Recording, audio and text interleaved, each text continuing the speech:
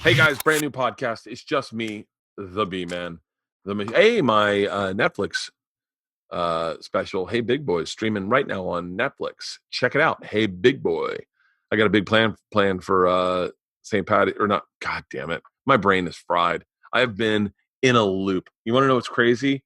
Today I got up on the treadmill and I'll just show you. By the way, we're doing this from in the house right now. Some people are uncomfortable with coming over to my house. I am personally not. We will be doing some podcasts via Zoom or via Skype, and we'll be doing some in the man cave. It depends on whatever anyone's comfortable with. We have, as you will hear on this podcast, Dr. Drew is comfortable with the setup we have. Halston's 6 feet away from me. I'm 6 feet away from the guest. We're all taking care of each other. No one's touching each other. That is this podcast. You'll see it's with Dr. Drew today. But some people are uncomfortable with it, and I am more than comfortable to make sure that everyone feels great. I was going to show you.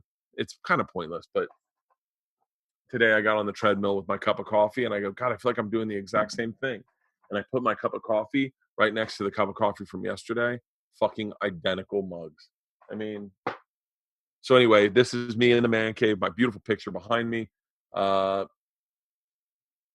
yeah, it's a great podcast. I try to talk less about coronavirus. I'm not looking to do a podcast or create content based around this COVID-19 or whatever it's called. I know that I don't want to talk about it. I'm living it, and I have no interest in harping on it nonstop. So we talk a little bit. Me and Drew talk a little bit about it. He gives us some hope, upswing, some upside to look to, and but mostly we talk about anxiety. I wanted to try to focus this on anxiety and OCD because I know that I deal with that, and this has kind of tweaked that a tad bit. So I wanted to put that out there and talk about that a little bit. We talk a little bit about that. We talk about a bunch of stuff. It's a podcast, for fuck's sake. Anyway, yeah. So like I said, moving forward, we will have some guests that can't do in studio, and I understand that, and we will do a Zoom and keep bringing podcasts once a week. The audio's fine. The audio sounds great. So it's a podcast still. For as far as video purposes, this is a double screen, so you'll just cut from screen to screen. It'll look great. They'll be up on YouTube. We did one with Sam Morrell today that was actually really great. It was like how long was it, Halston? Like 2.5 hours? Yeah, it's 2 hours. 2 hours. So there's still fun podcasts. And by the way, I do therapy this way. I did one with Bill Burr because Bill wanted to do one on Zoom to see if he liked it. We did a Bill Bert, and it was fucking awesome. Tom and I are still doing Two Bears, One Cave live. We both have promised each other we're keeping minimal contact with anyone. And that's our one little kind of tap out as we get to go do our podcast. It's just the three of us in there, me, him, and Nadav, maybe one other person. So it's still under 10 people. But yeah, stay safe, everybody. Stay safe. If you're in a city that has not been affected, just fucking minimize your contact, please. Because the quicker we get through this, the quicker we start up on the road. The Birdie Boy World Tour kicks off again, and I get to do my new hour. That's all I miss comedy so fucking much. Trying to create some content. Today's podcast is with Dr. Drew. If you don't know Dr. Drew, then I don't know what rock you're living under. Dr. Drew is originally from Loveline, which I tested for. I think we didn't talk about that. I ended up testing for Loveline back in the day. I talked to Joel McHale about that. Testing for Loveline back in the day, I swear I would have almost got it if I had been more fucking famous. And who knows what would happen in my career then. Anyway, we talk. He's from Loveline. He had Celebrity Rehab. We talk about Celebrity Rehab a little bit. Leanne loved Celebrity Rehab. She said to me in bed the other day, if you told me 10 years ago that I would know Dr. Drew, I would have been like, shut the fuck up. I'm like, Dr. Drew? Really? That was an interesting one. She was obsessed with Celebrity Rehab. So yeah, and by the way, I'm just going to try to bang out as many of these podcasts as possible because I know I'm looking for content. And if you're looking for content, if I'm looking for content, it means you're looking for content too. So without further ado, today's podcast, ladies and gentlemen, Dr. Drew Pinsky. The man, the myth, the legend.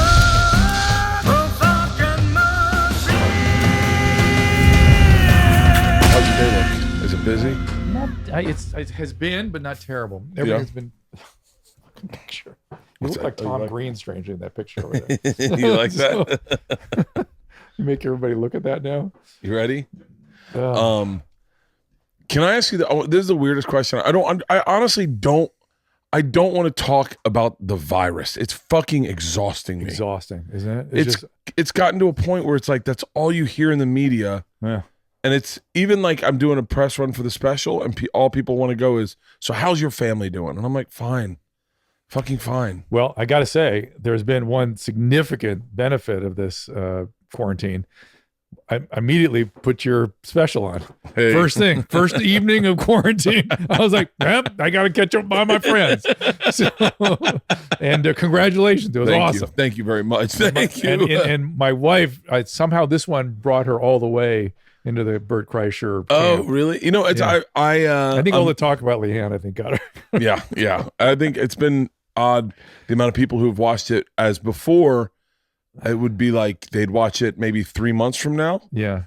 Or 2 months. You get like emails from your friends in radio. I did this radio press tour. Everyone talked about it.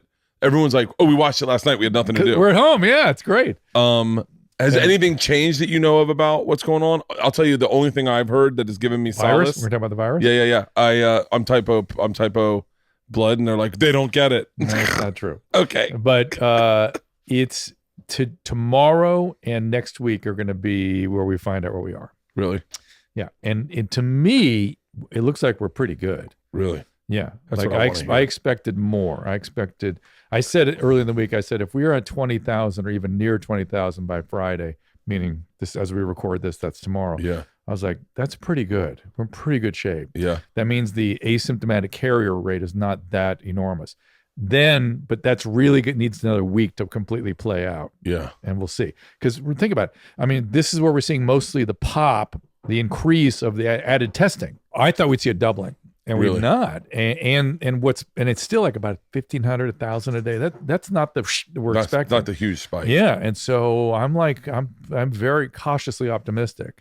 If it can be very cautiously cautiously very optimistic. Let's put it that way. Okay, here's what I want and we have some treatments now coming online. Really good treatments. I got a treatment. This is going to sound crazy. This is one of the things. Someone texted me, someone I really, really trust. I got a message from this woman, Andy Smith, who's a comic. She sent me the message in February. She was like, Bert, take this fucking virus serious. I'm reading translated transcripts from Chinese she's used to be a comic. She's a stay-at-home mom now. Yeah. And she was like, this is fucking real. We all need to stay home from work. And I was like, Jesus Christ, man. She went off the deep end. I guess it's postpartum depression. And now I'm like, wow, I should have listened. Well, but everything in its time, right? Yeah. You apply the treatment when it's needed. And that's what's needed now. They've rolled it out as it's necessary, and now I think we're a little overdone, frankly.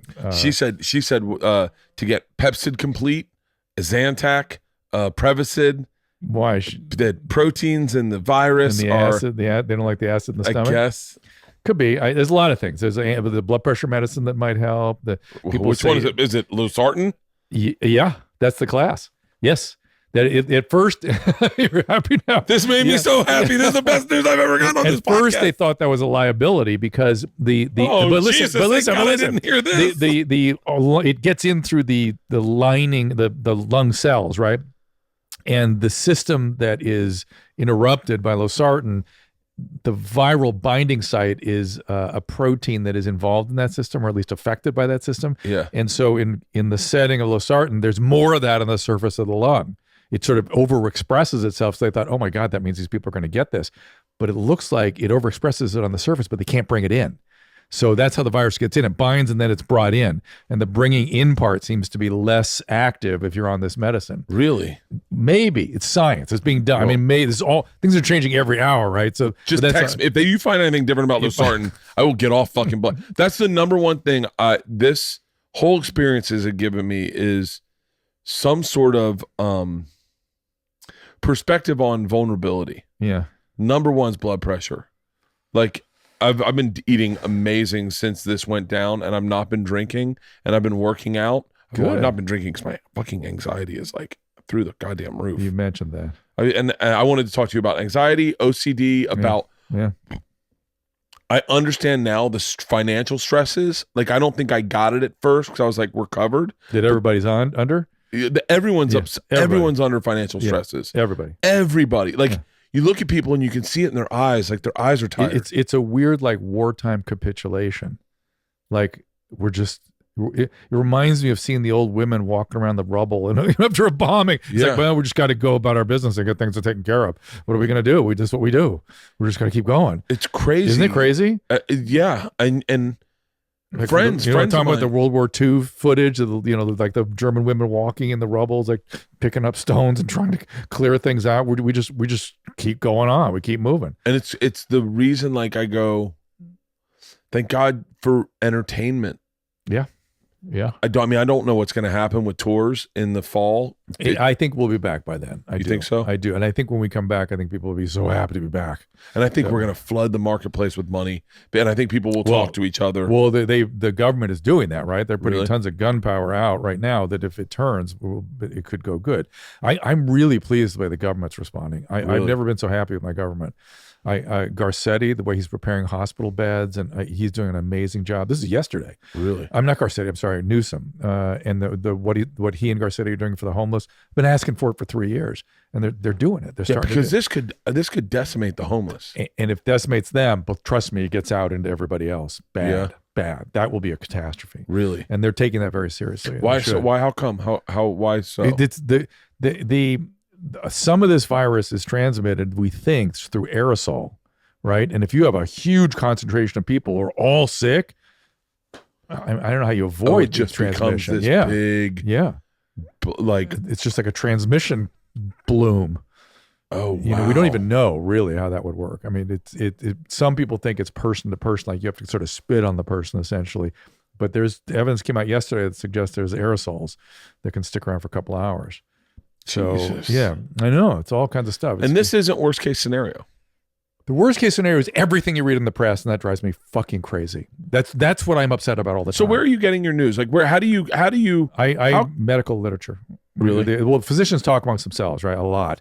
And then there's medical literature pouring out. The public health departments are giving us information all the time. The hospitals are giving us information.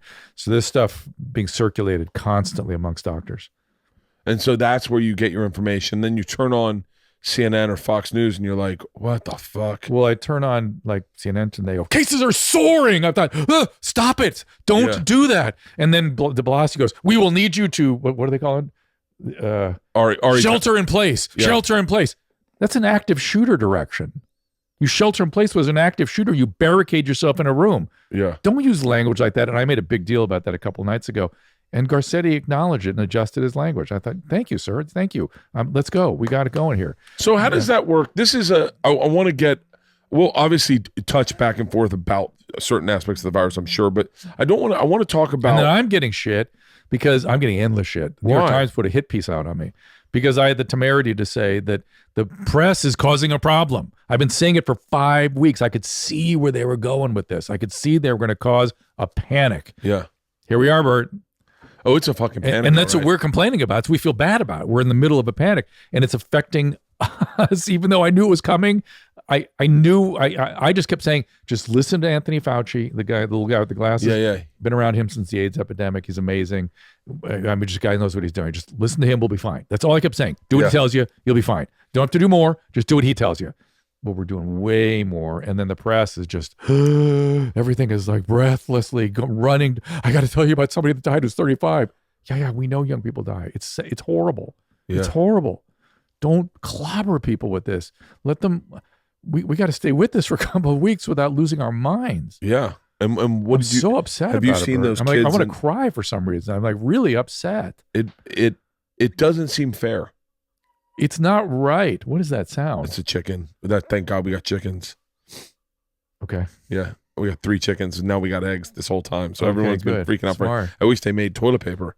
You see there's a taco place that's trying to unload all of its supplies, and they're giving all the taco fixing with 5 rolls of toilet paper. Really? Yeah. It's called Monster Taco or something. It's amazing where things have shown up. We had a buddy who had a taco truck at his house for his daughter's birthday. No one showed up because, obviously that, social distancing. And then, by the way, the social distancing thing is different in this state in New York and Washington than the rest. I spoke to a woman in Florida today. She's like, yeah, restaurants, bars are open. Yeah. Half capacity, but they're all right. I was like, whoa, Jesus. Oh, we don't have anything open. Nothing. It's completely, which I love on the roads. I mean, Have you been out on the roads? Oh yeah, it's like Grand Theft Auto. It is. What is that? What is that? I got up to 90 on the interstate the other night in the slow lane, and what's with the dudes with no mufflers everywhere? Oh, did you notice everyone's opening up their cars? They're like, time to take this for a spin. Oh my Rogan God. and Segura losing their fucking minds. Oh my God, it's disturbing. Oh yeah, and I mean, traffic. We took Georgia out on the interstate the other night. I had to do a podcast with Whitney. I was like, Georgia, you want to drive me there? And she was like, yeah. She got on the interstate. She's like, this isn't as bad as everyone said. I was like, it's a little different, baby. Yeah, all right now. It's crazy. That's the side benefit, but the rest is everything is closed, and we are just down for business. And I'm hearing doomsday scenarios about the businesses, and I'm worrying about people's livelihood. I'm worried my sweat cycle, the place I go to work out, obviously has to close its doors. You've got everyone right on top of each other on bikes. It's a hot area. If you're going to get a virus, that's where you're going to get it. Yeah, yeah. And I texted the owner yesterday and said, hey, how you doing? And she's like, not good. Like, not good. I don't know how you run a business without 2 months income. The landlords have to step up here. Yeah. Landlords have to be human beings and amortize the 2 months over 10 years or something. You know what I mean? Yeah. Get it back some long-term way. Come on, everybody. We all got it. The interesting thing, Bert, is sometimes I'm really emotionally upset. I don't know why you're bringing this out of me right now, because you're upset too. I'm very upset. Okay, so you're like making me like we're gonna be crying by the end of this fucking thing.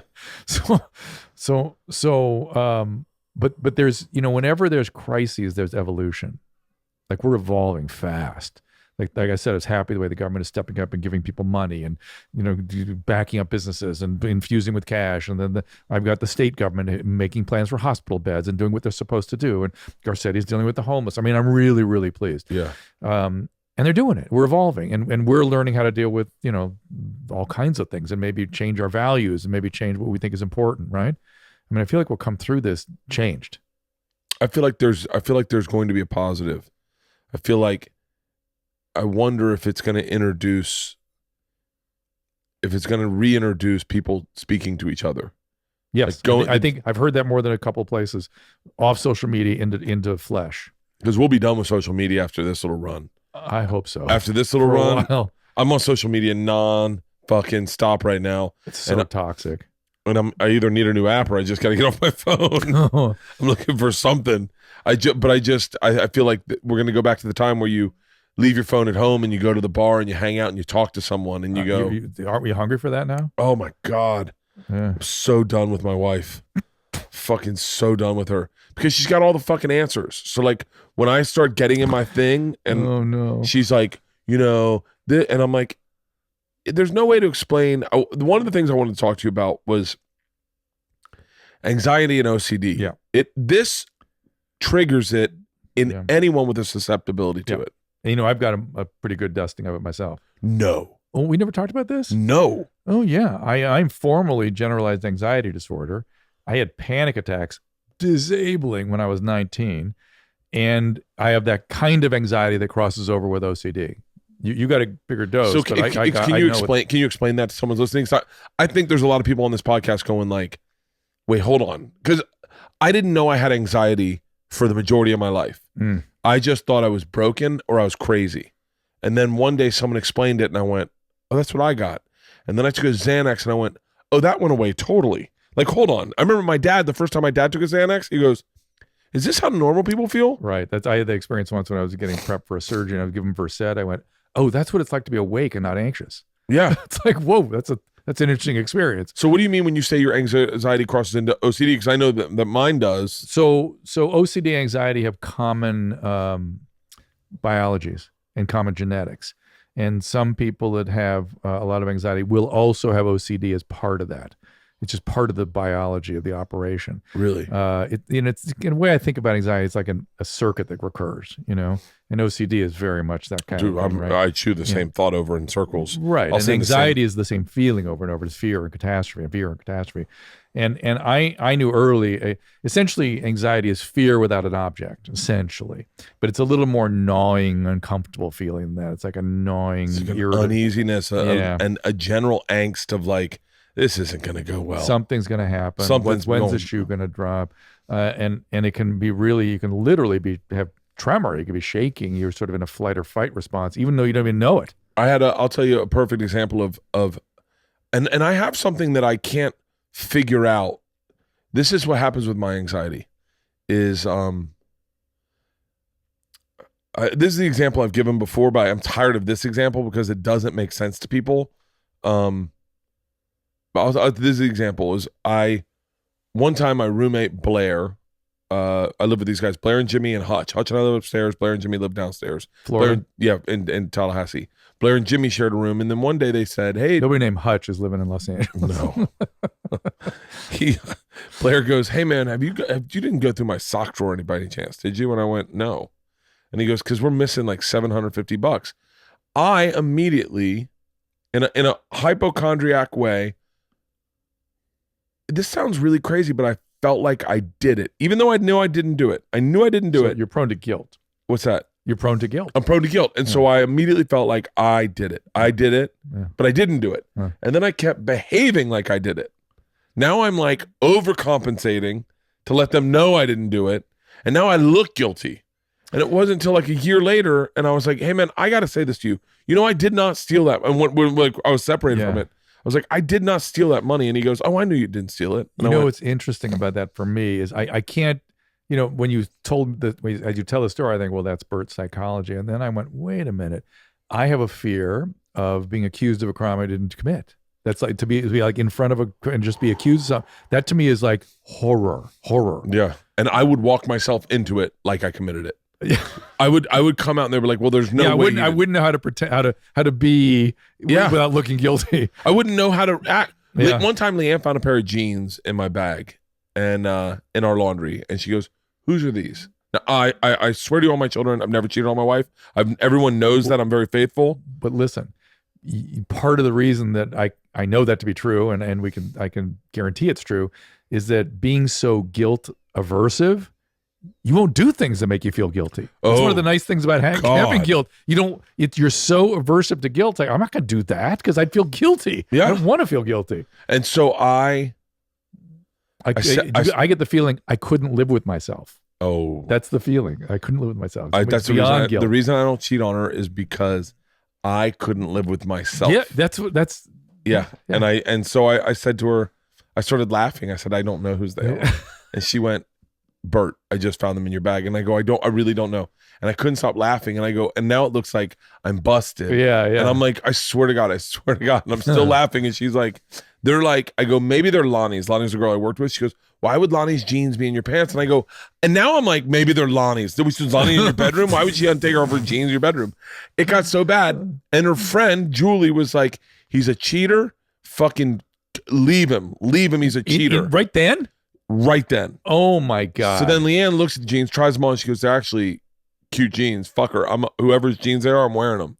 So Leanne wears them to dinner at Julie's house, and Julie says, "What are you doing with my jeans?" Leanne's like, "What?" What had happened is I had come off the airplane, come to Julie and Jeff's house. I threw my jacket on the back of their chair. Her jeans were on the jacket, under the jacket. I picked them both up and brought them home. Yeah. I said, I knew I didn't cheat on you. But Leanne's badass. Yeah. Oh, yeah. If you had cheated, she's wearing the pants. She's wearing the fucking pants. Joe Rogan, there was an article written in Rolling Stone about Joe Rogan, right? Yeah. Guy who wrote that article. His name's Eric Hedegaard. Eric Hedegaard wrote my article about me when I was in Rolling Stone. I know both those facts, right? Yeah. I know both those facts. Those are provable online. The second I found out Eric Hedegaard wrote Joe's article, I panicked that Joe was going to say, "I know Bert Kreischer," and Eric was going to go, "I've never heard of him." By the way, this is a conversation that never would have happened. I can't imagine Eric Hedegaard would ever. This is now your OCD. This is the OCD stuff. I've never heard of him, and then I start going into a spiral where it almost behooves me not to say anything when these happen, to shut the walls and just deal with it and wait till it goes away, because I almost got to a place where I was like calling Joe like, "Hey man, I know that," like almost like fighting with an argument in my head that isn't real. I was like crazy. OCD, man. I started going like, how do I get? But in a weird way, anxiety is very similar, right? You're afraid of something that isn't real. Dude, anxiety just sucks. It just shows up. And then all of a sudden, for me, sometimes it manifests itself in like frustration or an anger. Oh, irritability and stuff. Yeah. Oh, yeah. And that's the way it's been lately for me. Really? And almost just a dread. So how do you get through it and then get on TV and talk logically and get on a plane and go to New York and do press and how are you so put together? I had 11 years of therapy. But does therapy work for this? It did for me. I don't have 11 years of this shit. I know. Well, you can do a cognitive behavioral therapy that works. We've talked about this before. What's cognitive behavioral? It's sort of learning to talk to yourself about this and change your thinking on it and stuff. And I definitely it starts the other night on the bus. We cancel shows. We start driving, and I convince myself I've got coronavirus. Had zero exposure to anyone that could possibly have it, but I'm like, I've got it. Okay, I've got it. And I go, and now some of that isn't that. Now let's examine that moment. So that's catastrophizing, right? Catastrophe is about to hit, but some of it is fuck it, bring it, get it over with, While we still have ventilators. But generally in anxiety, sometimes you get that way. It's like fuck it, just bring. I'm going to throw myself into this. Yeah. And I. By the way, it's crazy because I wonder if there's a connection with craziness, or no, I'm sure there's a technical word for that. Yeah. But craziness and the hour of the day. For given individuals, I'm sure there are. Because first thing in the morning, I'm good right now. Yeah. And then mid-afternoon, I'm okay. Yeah. Towards 3, it starts getting a little touch and go. Like, ooh, I'm feeling like maybe I probably got corona today. And then come nighttime, I'm like, man, I got to fix this. Like, and that's why I would normally drink. But right now I'm just white knuckling it going, I just don't want to sit here and lean into that crazy talk in my head. Yeah. And then just be blowing through bottles of wine at night, watching Pirates of the Caribbean with the girls. Does that make sense? Yes. But a couple things. One, you could always go to a meeting as opposed to white knuckling. I'm just saying. Although you can't now. Yeah, no, I was about to say, so not in this state. How am I going to find a new meeting? Excuse me, man, we already got 10. And how many alcoholics are going to fall off the wagon? I'm going crazy with this because they're trying to have small meetings, and then the really self-righteous one are virtue signaling. Which you're trying to kill people, right? That's what you want to do, kill people. Like, yeah, that's what I want to do. That's why we're having meetings, to kill people. For some of those guys, it might be better. The ones I worry about are the early in sobriety, because that's when you're really kind of brittle and that's when you feel a lot of things. And when you're feeling in this environment, Jesus, I feel like I'm on electricity all the time. Like there's something in the air. Yeah. I wonder if that's even. I bet there is a phenomenon. I bet there has to be in wartime. There has to be an energy that we emit. It would make sense, right? Animals do weird stuff, scents and sounds and things. Why wouldn't we be collectively putting stuff out? So our brain only handles so much, and it's has evolved for very specific purposes, and it doesn't do anything beyond that. It can't pick up a lot of things. Where's what? So what are they going to do about AA and NA? So they're just trying to have small meetings and things where they can, but it's hard. It's hard. So the early comers, the guys who are 3-4 months sober, they're very fragile. That's tough for them, man, in the setting of all this. But addicts sometimes get their act together during extreme circumstances. Really? Yeah, that's part of the biology of this thing. That's why it exists. For war, and the addicts their anxiety diminishes and they get kind of high off the extreme situations. Wow. Yeah, especially, but you have the anxiety disorder, so you don't get to have that. I don't get to have that fucking heightened sense of superhero power.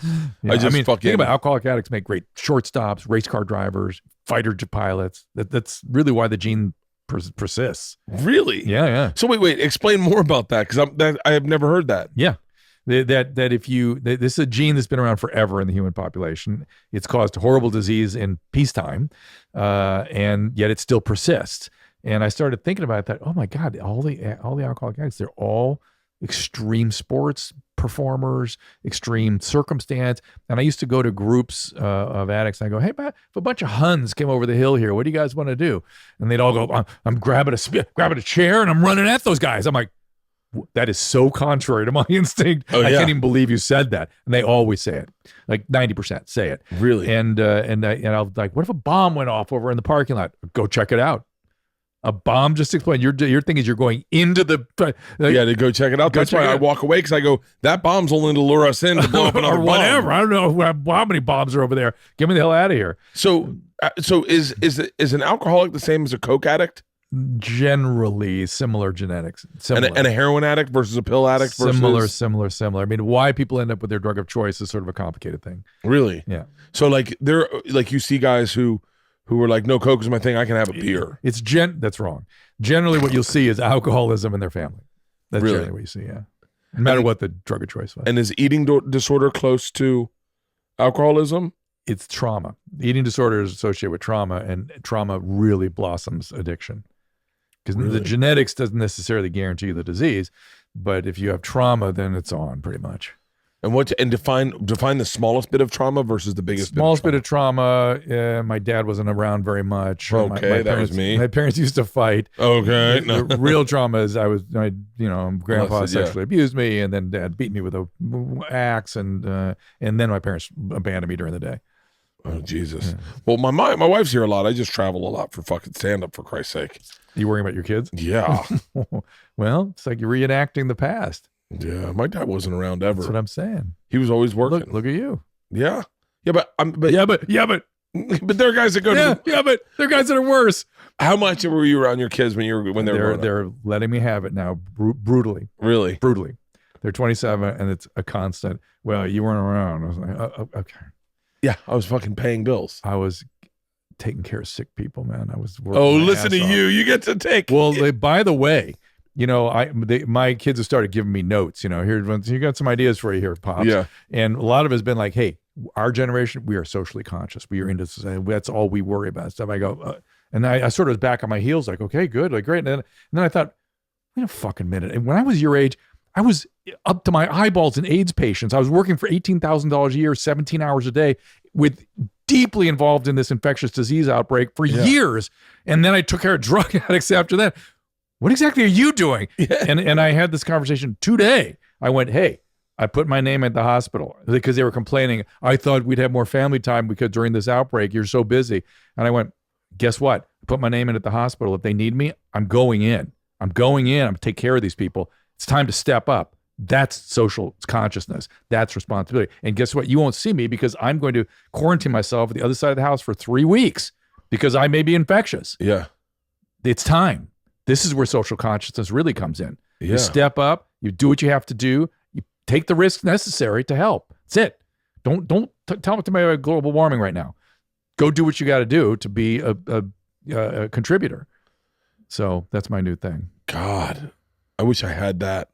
I bet you would. If you had a skill set where that's just what you did, yeah, you go do it. Really? Yeah. If you got to use your guns, for instance. Oh yeah. Yeah. See. And they go, Bert, we're gonna need you to stand guard outside of the hospital. Done, right? I got a civic duty to do. You'd be. Hey, Bert, we need someone who can tell a dick joke and hold a gun. Hey guys, you just tapped into everything I got. But something you're good at, and something you feel value in, and it's time to contribute. You take risks. You go do it. Now, so when you go in there, what are you treating symptoms of? Like if someone goes, I'll be managing ventilator. And, what is a ventilator? I don't know what that is. Back in they're very different now. But what you saw back in the old movies was that bellows. That doesn't exist anymore. But that is the old fashioned version of a thing that goes. It put a pipe down your lungs, a tube down your throat into your trachea, and then you breathe for that person. And you monitor you because the person can't do it for themselves. Essentially, but it helps improve oxygenation, it expands the airways, and expands the air sacs, and you can manage the pressures. And there's a whole bunch of things you can do. I had walking pneumonia once. Yeah, I think. Yeah, it was the sickest I've ever been in my life, and it was one of those nights where I laid in bed and I was like, I seem to not be able to get air to my I got H1N1. That was the swine flu. For real? It was horrible. Terrible. It was terrible. I had in the middle of the night, I said, I think I'm dying. You got to take me to the hospital. I've never said anything like that before. I thought I really must be dying. So wait, what was that H1N1? Was it like that was the last pandemic that infected 1 billion people, killed 500,000, mostly 40 to 60-year-olds. And yet you don't even know what happened. That's kind of what I worry about with this one. Like we went from that, which infected 1 billion people, to shutting the world down. Whoa. We didn't do almost anything for the swine flu. I mean, we took some action, but not like this. And this one, we shut the world down. Oof. So take me back to the swine flu. I don't remember. 2009 is right after the social or the economic crisis. Yeah. And then the swine flu hit out of Asia, I'm assuming. I believe so. Jesus, what the fuck are they doing? I don't know. Eating swine. So the swine flu kicked and did it? We got a vaccine. Oh, we did? Yeah. How long did it take to get the vaccine? About a year and a half. About a year and a half? And did I get vaccinated for it? If you take flu shots. I think No, that's not really. So I'm still susceptible? If you want to take flu shots. I don't get flu shots ever. You did get your damn flu shot. I should have brought it with me. I can get a flu shot now? That should be at the end of. See, this is what I kept saying at the beginning was just, and this is where people are crushing me for wanting people to die. Yeah, I want people to die. Is I kept saying, look, just realize we've had 24 million influenza cases. 18,000 have died. 18,000. Get your flu shot. By the way, H1N1, 1 billion, 500,000 died. We're going to be okay. I was trying to manage people's anxiety with that. Yeah. And that's not what that's not the story the media wanted to tell. No. And they decided, nobody wants to and take the flu shot. Take the flu shot. It should be everybody's crying. Is it a case of the media net right now is wallowing in money when they can almost like put the economy into a disaster and then they go in and then they get even bigger. Like it's almost like a business plan. I think it's the opposite. I think they're struggling. And maybe it's the way to survive when they're in their death throes. Yeah. They're having. I hope somebody looks back and just goes, "Hey, look what they did to us. Look how they made us crazy." I'm not saying that what we're doing right now is wrong. Yeah. I'm glad we're taking aggressive action. What I'm saying is the panic that they induced was irreprehensible. How did the H1N1 cut hit America? Was it bad? Bad. I got it. It's terrible. What was it? It started here? We started America. Oh, I'm gonna get slammed by Asians for that. They're like, oh, I guess we start all diseases. Did we start AIDS? We didn't fuck a monkey. So wait, what did it feel like? Was it vomiting or? I was on a plane and I got violent chills and so cold. I mean, like you can't imagine how cold it was. And it was caught out of nowhere. And so I just thought I was cold. I kept piling blankets on and I was like, what the hell? Why am I so cold? Jesus, what is it? I felt fine, but I was freezing cold. All of a sudden I was having like blankets over my head. I was just instinctively like trying to, and then I realized, I am not right. This is not right. Something's going to go bad. And fever, and then prostration. I mean, prostration, shitting? Laid out, like can't move for 2 weeks. Prostration for 2 weeks. Really? Was it like a chest cold or I had vomiting? cough and all that stuff too, and I had pneumonia with it. But it was like I watched all of the Che Guevara, 7-hour movie with Mauricio Benicio del Torres or whatever his name is. Yeah. Watched the whole thing because I couldn't move. I just could not move. Really? It was crazy. And I kept calling my infectious disease friend going, am I supposed to be this toxic? This just doesn't seem right to me. I'm just so sick. And he's like, yeah, you're gonna go through. You're fine. Really? He just was like, it's gonna be fine. To this day, I don't know how he was so confident because I was, like you're seeing this illness. Really? Yeah. And it killed 40 to 60-year-olds all the time. It was like it was the equivalent of me as in 80 getting it now at the age of 80. Yeah, because it attacked. They were talking about this. One of the flus attacked healthy people. Yeah, that was swine flu. It attacked healthy people. Yeah. The less healthy you were, the less least susceptible you were. I don't know it worked like that, but it did attack healthy people. That's crazy. Yeah. Oh, Bert, I'm so upset. I'm so unhappy.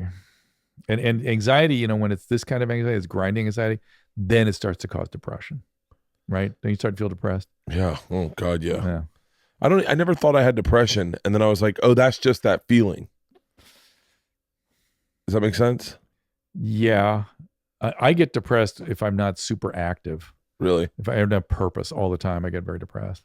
Or if I fuck up, I get depressed. Oh. Yeah. I fuck up all the time. Do you get depressed? I can just say something wrong to someone at a party, or say something wrong, or text something wrong, or tweet something wrong. Straight down. And I can't fucking write the boat. This podcast is brought to you by Fiverr. Let's talk about finding freelance talent for your business or project. Sometimes a business needs to quickly pivot in order to meet a goal, or maybe an unexpected obstacle occurs, making it impossible to meet your deadline with the current size of your team. Where do you go to find on-demand talent. How much is it going to cost? How are you going to be certain that they're going to deliver? Finding the right freelancer can be time-consuming, frustrating, and outright expensive. Fiverr's platform helps keep businesses moving with a network of trusted freelance talent. I know for a fact we are constantly looking for a graphic artist.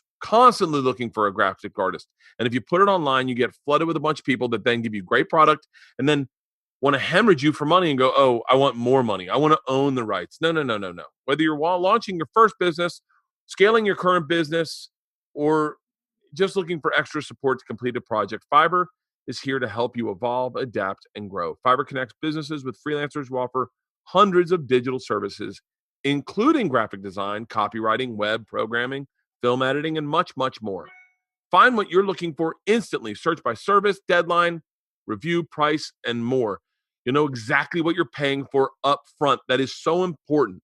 Because if you go out on the social medias and you throw it out there, then you know what you like and they know you like it, then they can bend you over a barrel. There's no negotiating needed.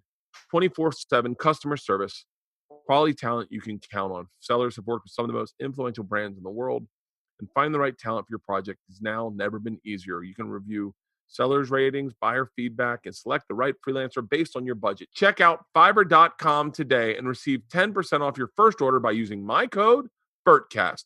It's so easy. Find all the digital services you need in one place at Fiverr.com. The code is Bertcast. Again, that's Fiverr.com. The code is Bertcast. This is the part. If we're going to say, be honest, this is the part that scares me. As I walk to the back, I go, fuck it, I'm drinking tonight. And then I go, well, don't do that. I go, no, fuck it. Yeah, the fuck it's for drinkers are a problem. Yeah, because I go, that's what makes people drink. They just go fuck it, and then why not? Yeah, fuck it. And I'm like, you know what? And then I get back to the man cave, and I'm like, you know what? I do want to work out tonight. I should not. It's been fun watching movies with the girls. Good. That's what cognitive behavioral therapy is like. Where it's self-talk, where you start thinking of the consequences of what you've done, thinking better, thinking it all the way through, right? Yeah. You know, but what got you into cognitive behavioral therapy? I don't like cognitive. You don't. I know that it's just. I don't like it at all. For me, yeah. I did emotionally focused therapy. I was not well connected to my emotional landscape in my body, my feelings. That there's a whole mechanism whereby we come to understand feelings that wash over us, that are interoceptive experience in our body that generates feelings. I was very disconnected from all that, disconnected from feelings, and a lot of years of somebody attuning to me and reflecting emotions back and doing that gently over time got me all hooked up again. And how do they do that? Like, how do they? By literally just leaning and listening carefully, like very carefully, like crazy carefully. And where the point where the connection between us was like, if her eyebrow went like that, I'd be aware of it. Really? And wonder what it would mean, and be cognizant of it and receiving it. And it's a lot of reflecting my emotions back to me with facial expressions. That's really what it is. And attuning to it with two bodies in space, like sharing a common experience. And then how old was this lady? About 10 years older than me, 15 years older. She's still alive? Yeah. You still talk to her? No. I fantasize about. She became a psychoanalyst. My fantasy is that I drove her into that because I kept saying deeper, more. I want more. Yeah. And then I don't go back and do psychoanalysis, which I should. Was she hot? To me, I mean, what do you mean? Older. Yeah, she's attractive. Yeah. Yes. See, I would have to have a attractive therapist. I couldn't. I had an ugly one once, and I was just like, at one point, I said, and this is what's wrong with me is that there's a bluntness. You know that You're blunt, really? Well, if you're in therapy, I'm going to be blunt as fuck. Yeah. And I said two things that bothered her. Once I said, do you have a mortgage? She goes, it doesn't matter if I have a mortgage, if I don't have a mortgage. I said, well, it does to me. She goes, why would that matter? I said, well, if you have a mortgage, then you got to make a certain payment at the end of every month. And I'm part of that payment. So as long as you have a mortgage, I'm have problems. And she was like, that's not how this works. I said, kind of, in my head, it does. And then at one point, I said, emotionally focused therapy would go, tell me more about that. Oh, I would fucking dial into that. Yeah. Yeah. And just go, do you have a boat? Do you have a car? Do you want nicer things? And then see the real beauty of EFT emotion, that they would skillfully go, what would that mean to me? What would that mean? You know, so let's say I do have a car. Yeah. Now what? How much are you paying a month? What amount would be okay? Why does that matter to you? It matters to me because I know how much I'm paying you. Yeah. So I don't want I don't want every time you get in that car to go, and thank you, Bert. Do you think I do that? I think everyone does. 100%. 100%. Where'd you get that idea? Because one time Isla came into the man cave and I'd gotten her an iPad for Christmas, and she said, how many tickets did you have to sell to get this iPad? And I went, ooh, I never thought about it that way. And then I said, well, it's an expensive iPad. I probably had to sell, maybe like, I'm ballparking what the number was, but I was like, probably like 50 tickets.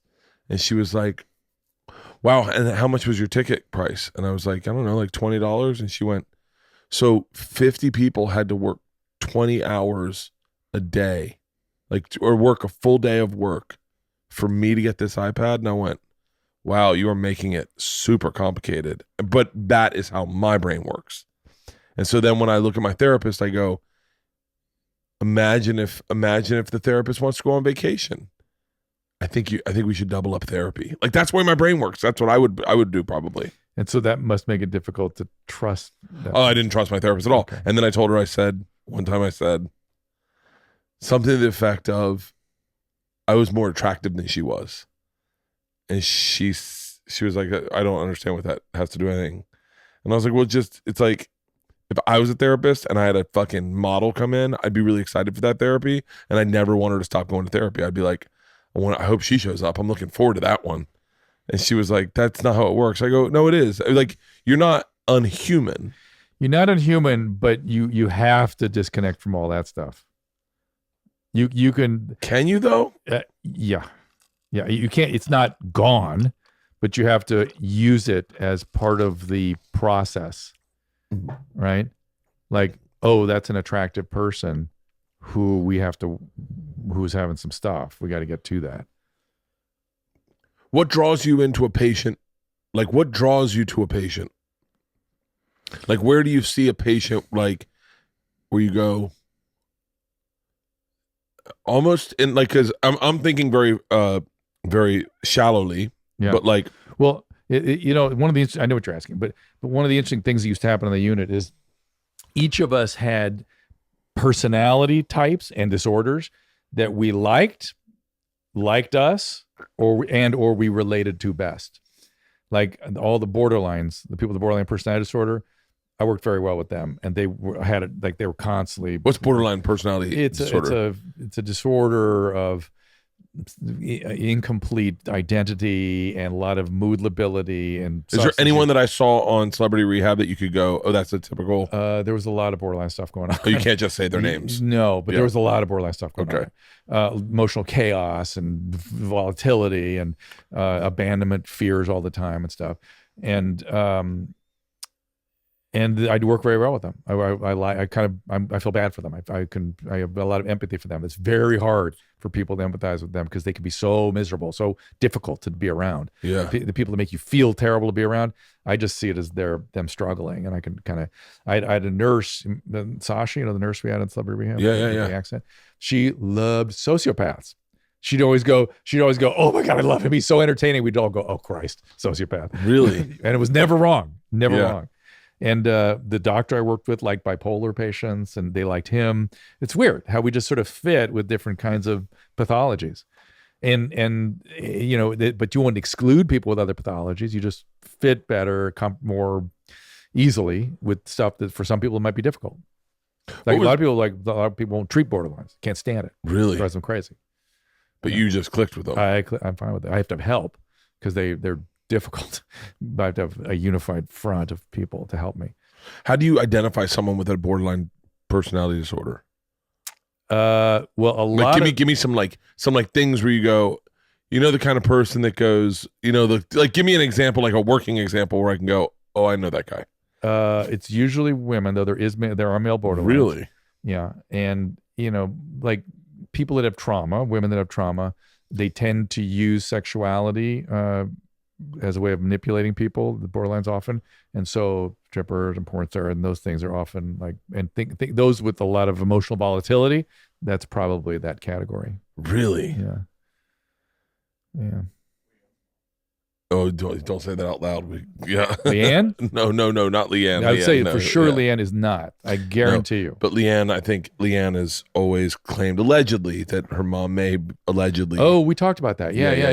That Yeah. sounded right. It's based on what we talked about. Yeah, and I think it fits. It checks all those boxes. Yeah. Now, what's the difference between a personality disorder and a narcissist? Well, there's narcissistic traits, right? Which these days everybody has, which is essentially though. What do we call me? A soft narcissist? I haven't done that. Did Oh I? no, I maybe I called myself. Leanne called me a soft narcissist, where it's like I'm very compassionate towards other people, but I think about myself all the time. Yeah, well, self-preoccupation is not narcissism. Right? I'm self-preoccupied. Yeah, you are self-preoccupied, but part of the reason you're self-preoccupied is you're uncomfortable. If you're in pain or uncomfortable, it's hard not to be self-preoccupied. Yeah. Right. And so, but if I'm self-preoccupied because, hey, it's me and I'm so great, well, now we got a different problem. And most narcissists, underneath this facade of bigness that they use the world to create, is usually a deep sense of emptiness and smallness. And the emptiness is sort of one of the problematic feelings that narcissists have all the time. They always feel empty. And can you ever fill that emptiness? No. And remember I talked about disconnected from feelings. Narcissists are definitely disconnected from feelings, and so feelings don't matter. And because their feelings don't matter, your feelings don't matter. Yeah. So how the fuck then? How do you fix a narcissist? Some people say you can't. To the extent that I had some of those features, those qualities, like the emotional disconnect and stuff. Although I was very codependent, so I was overly preoccupied with other people's feelings and attuned to them and everything. So I had both personal disconnect and excessive preoccupation, which is kind of a reverse narcissism, right? For me, my well-being, I had to worry about your feelings, but it's really about me. That makes sense, right? That makes sense. But you wouldn't know it because I'm just preoccupied with your feelings. But it's really my stuff I'm protecting, and so I had to get all that worked through. That was, for me, was connecting back up to those primary emotions. But it says more about you when you go, "Oh, I was 19, but I had to figure this out because I wanted to have a regular life," as opposed to the average person who just goes, fuck it. Well, I had a lot of longing and emptiness and those kinds of feelings. And my wife sent me to therapy, really, because I had horrible anxiety. My son needed brain surgery when he was 1. We had triplets. We were already anxious and out of control. And all of a sudden, one of them needs brain surgery. Oh, my God. Fuck. Spinning like a maniac. Don't get me started. Yeah. And I can't, the kid stuff drives me crazy. I'm looking forward to grandkids, but I get so anxious about kids. It's crazy. And she goes, she called me one day at work. I was at the hospital, I was running around, blah, blah, blah. She goes, you need to see a therapist. And I go, yeah, I really want to, because I knew it would help my work with the drug addicts. I was just starting to do that work. And I was like, I got to clean some stuff up, because they were able to manipulate me so much. Oh, really? Oh my God, they could manipulate the hell out of me. I didn't understand where it was coming from and why it was happening. I was just trying to help you, and then they'd be angry with me. And oh God. And she goes, no, you need to go. I was like, I literally got a chill up my spine. And she was like, you go. It was like, go or, and I was like, okay. Yeah. I called a friend to go, I need a referral. Please, I want to go. I went right away. And then went for 11 years. The greatest thing I ever did. Yeah, that kid stuff, that fucks me up. Yeah. I have a problem with perfectionism. All this stuff goes together that I have too. I have not, you got a big dose of all this, but I have a problem with perfectionism. Yeah, that was something I had to work on early in therapy, because I was always perfectionistic. Always. And I couldn't, because I was perfectionistic, I couldn't delegate, because I had to do it. I had a hard time and I had to do it perfectly. I had a hard time with this special because, and I was tearing it apart in my head. I was laying in bed. The writing or the editing? No. It's so bizarre. I sat through all tapings, and I loved all tapings. I loved one more than the other. We used that one. We used clips from the other ones. I was very happy with everything, like certain things that normally would pull me apart in a special. Like, it sounds really crazy, but like my breasts, like sometimes they don't look right in a picture, but in this special, I didn't notice at all, not once. So I watched the special from beginning to end, and I can tell if my special's good, because I'll get a cringe if it's not. It'll cringe. But if it's good, I'll sing along with it. Like I'll be like. Then I walked in and I was like, and he was like, hey, oh shit, and I was like, and I'll do the voices throughout it. Be relaxed, and then all of a sudden, some little hint of doubt will go in. and I won't think of all the things that made me laugh. I'll think of just people not liking it. Can you give us an example of one of those moments? So I'll give you a perfect example. No one knows this because I edited it out, but I had a really difficult time getting the audience to calm down. At the beginning of every show. It was really difficult. And so what happened on the very first show we did, I got out there and they were yelling so much and I was like waiting for them to kind of like punch themselves out that I go to deliver my very first joke and someone yelled in the middle of it and stepped on the punchline. Now that joke, that is not in the special, but that memory is in my head. And so and then what I had to do is I had to like tell a couple jokes to get them in the minute for listening. And then what I did is I edited those jokes out because I was like, they're not part of my act. They were just jokes to get everyone to shut the fuck up and understand, hey, I'll be talking now. Yeah. And that memory of that is still in the edit in my head. Yeah. I haven't edited that out of my memory. So I'll lay in bed and go like, I'll just have the memory of that. And I'll just sit there and be like, God damn it, man. Why the fuck did I like, oh God. And then I'll just sit up and go like, none of it's fun. Like, perfect example is another perfect example of this fucking whatever the fuck's wrong with my brain is I had a joke in the special. My wife won't have sex with me when she's sick. I was like, don't worry, we'll practice safe sex. She's like, you're gonna wear a condom? I was like, no, doggy style, so you cough into the wall. Wrote that joke 18 months ago. 18 months ago I wrote it. I recorded it in November. I edited it in January. In December. It's been in the thing. We posted it on Instagram 2 weeks ago. And then 3 days after we posted it, 50 Cent came out with a meme that is that joke. Like with him using it? With it's a meme of like stick figures, safe sex, doggy style during safe sex during coronavirus. Yeah. Unsafe sex is missionary, safe sex is doggy style. Okay. And I thought I must have stole that. I know I didn't. He stole it from you. Yeah, he stole it from me. I become guilty in my head. Wow. But right away I go, God damn it, man. Why? And then I'm like, hold on, Bert. You like I have to reconvince myself about the truth. And I fucking hate it, man. It makes me crazy that I just can't be one of these. I look at some comics that are like so mediocre, but they believe in themselves. I'm like, I wish I had half your confidence. Was there ever a first moment where you experienced something like that? Like where the guilt became so crazy, like when you were a kid, somebody accused you of something or some association with, some super intense experience. Yeah. I have one moment of trauma that I definitely remember. This is like, you ever have one of those moments where you're like, I know this isn't good. Like, this is a moment of trauma. I'm trying to think exactly of something to that extent. I can't totally.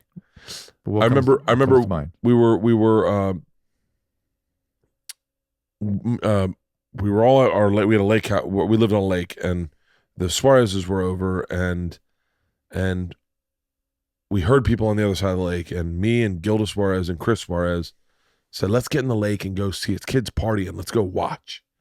And so we took the boat over and we were kind of watching, and the kids saw us and they thought all they saw was me and Chris. They didn't really see Gilda. Gilda was his mom. And they started throwing oranges at us. And it was funny at first. And then it was really scary because they were throwing a ton of oranges. It was like, 100 kids throwing oranges at you. Wow. And they started hitting us and hurting us. And then one hit Gilda in the face. And I almost like broke her eye socket. Ooh. And she was crying. Chris was crying. I was crying. And we had to paddle the boat across the lake. I get home. It was almost like no one really acknowledged how bad it was. Like no one really talked about it. And then I went upstairs to bed. This is like so crystal clear how unhealthy this is. I went upstairs to bed. And then I got on the side of the bed that hid me from the door, and I just started shaking and crying by myself for like a fucking hour. I couldn't stop. And I remember in that moment going, something's broken in me. It just broke and I can't fix this. And I'm freaking the fuck out. It was like sheer panic. And, how old were you? Must have been probably 11 or 10. And did you feel guilty? Like you caused the whole thing? I'm sure I did. Yeah. I'm sure I was like, let's go over and look, Yeah. you know? And so I remember that so vividly. And was part of the quiet in the house that night? Everyone like, oh, there was never. Bert caused this. Oh, I know. I don't know about that, but I'll say that there's never been quiet. I've never been able to hear quiet. Quiet for me becomes very loud. Mm. So like a second it gets quiet, I hear loudness everywhere. So like as a kid, I would try to lay in bed and I could hear the loudness, and so I just would. But what I'm questioning is whether or not some of the lack of conversation was shunning behaviors because they were pissed at you. I doubt it. I'm sure there's shunning behaviors happened my whole life, but that not in that moment. I think Gilda was to blame. I remember Gilda being like, I don't know. I don't even remember how. I don't even remember. By the way, if we called my dad would be like, oh yeah, that was nothing. Yeah. Like he just was like, oh, come on, buddy, you were fine. It wasn't a big deal. But yeah, that's just being a parent. I got news for you. Yeah. It's like these little things that are happening in their lives where I'm like, I was there. It wasn't that big of a deal. Right. And then they're like, this changed my life forever. And you're like, oh, fucking for real? Last night I'm on the treadmill and it's a fucking meltdown. Isla comes out. She's trying to open the door with her elbow. She's got rubber gloves on. And I go, because of the coronavirus? No. These are my two fucking idiot kids. And so she's like waving. So I get off the treadmill. I'm in the middle of like a legit workout. I do this workout on headsets. I open the door. She goes, we need to go to Rite Aid. I said, what's going on? She goes, Georgia ran out of hair dye. And I'm like, oh my God. I go, we're not going to Rite Aid for hair dye. She goes, Dad, it's a big deal. I go in. Georgia's a fucking mess. Isla's a fucking mess. And Leanne seems to not really give a fuck. She's like, are you going or am I going? I go, no one's going. It's the coronavirus. That's like the most infected place in the world. And Georgia's like, Dad, please. And then I said, this is one of those times it's going to fucking break her. So I go, fine. We get in the fucking car. I run down to fucking Rite Aid. I buy all the blue hair dye I can find. I run back. And they had blue hair dye already. Oh, we found some in Isla's room. And I'm like, oh, those moments where I try to protect this changed me forever. And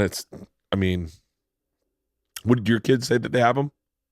That they have those moments where they're like, oh, now it's like it's time now. It's time to come pay up. All of your shortfalls, we're going to let you know about it now. Really? Yeah. And it just goes straight to you. Does your wife get? Oh yeah, brutal. Oh really? Oh yeah, of course. Lately I've been getting mine. Really? Like what? You weren't around. You don't listen to my feelings. You aren't considerate. You're too busy. You're too distracted. Did you analyze your kids the way you analyze like us, like me and Tom and Christina? So. I hope not. Maybe they. Are you the same person with your kids that you are with us? I guess. I mean, they would maybe beg to differ. I don't know. And yeah, they have notes now. How we manage our dogs. How we manage our household. Really? Yeah. Now, where are your kids living? One is at home. He's going to get out soon. But they're like one's in law school and one's getting a psychology degree. My daughter's in New York. But they all have notes for us. They all have notes about how we should live our life. Did you have notes for your dad? Oh my God. Are you kidding me? Jesus Christ, you would have punched me in the face. I mean, or died. He would have just dropped dead. Like, what? I remember one time my parents started to split up and they were like, hey, do you someone the other day, this is a perfect example. Someone the other day said, hey, asshole. And I turned around and I went, oh, I thought it was my dad. Oh, no. My dad used to call me asshole or dickhead, but not in like a playful way. He meant it in a playful way. Yeah. And my mom, when they were going through a divorce, my mom convinced me that he had been calling me asshole and dickhead my whole life and that was bad. How old were they? How old were they? I don't know. I was 20. I was 21. Okay. 21 when they started to split up. And at 22, they kind of got back together, I guess. Yeah. Well, that's crazy. I'm not sure they should have, but yeah. Are they now? Yeah, they still are. That's awesome. And they're locked in a house in Florida. It's a real fucking treat. Oh. Here's a weird question I want to ask you. I saw this doctor in Calabasas get on TV and scare the fuck out of everyone. Oh, what do you say? He was like, this is the stuff I hate. I hate this. He was dealing with one of the cases. One of the cases, and he's like, "This is more serious than anything. We need to lock down we need to shut down all our schools. We need to shut down everything." Like he was like, "I have seen this firsthand." And I was like, it was a Facebook post. Then I saw him on TV. Then I saw him on TV again, and I thought, do you find this in the medical profession, guys who go, "This, if I cry wolf, I can get famous, and then I can write a book," and then was it Dr. Fink? I think maybe, I don't know. Kind of I went to high school, went to a residency with him. I interviewed him. He was great, but and I know him to be a good doctor and stuff like that. But and I'd heard he was. If this may not even be him you're talking about, yeah. But he too was one of the people that said he was very impressed by the seriousness of the illness. I mean, it really freaked him out. Yeah, he had was it with the people skiing in Italy? And yeah. Those are his patients. Yeah. And 5 of 7 got sick. 3 needed hospitalization or ICU. It's like that's a pretty dramatic thing to see. And I could see how if you've been through that, you'd be like, we don't want this. I think it was an overreaction because he really didn't know what he was seeing and how bad it was going to be. If that was super virulent, everyone was going to get it, and that's how everyone was going to get, then I understand why he was feeling that way. And he felt that way, so I think he just spoke up. I think he felt he had to. I don't think it was the wrong thing to do. He's quieted down since more information's come in. Really? Yeah. Do you find that all you doctors are on the same page, kind of, or do you find that there are these outliers that are almost like here's what I'm finding. And I spoke to, I did a stream today with Kate Shanahan, who's a famous diet doctor, but she's also she was a biochemist and a geneticist and a very fine family practitioner. And she wanted to talk about end of life decisions. I'm not sure this is the right time to talk about it, but I went into it with her.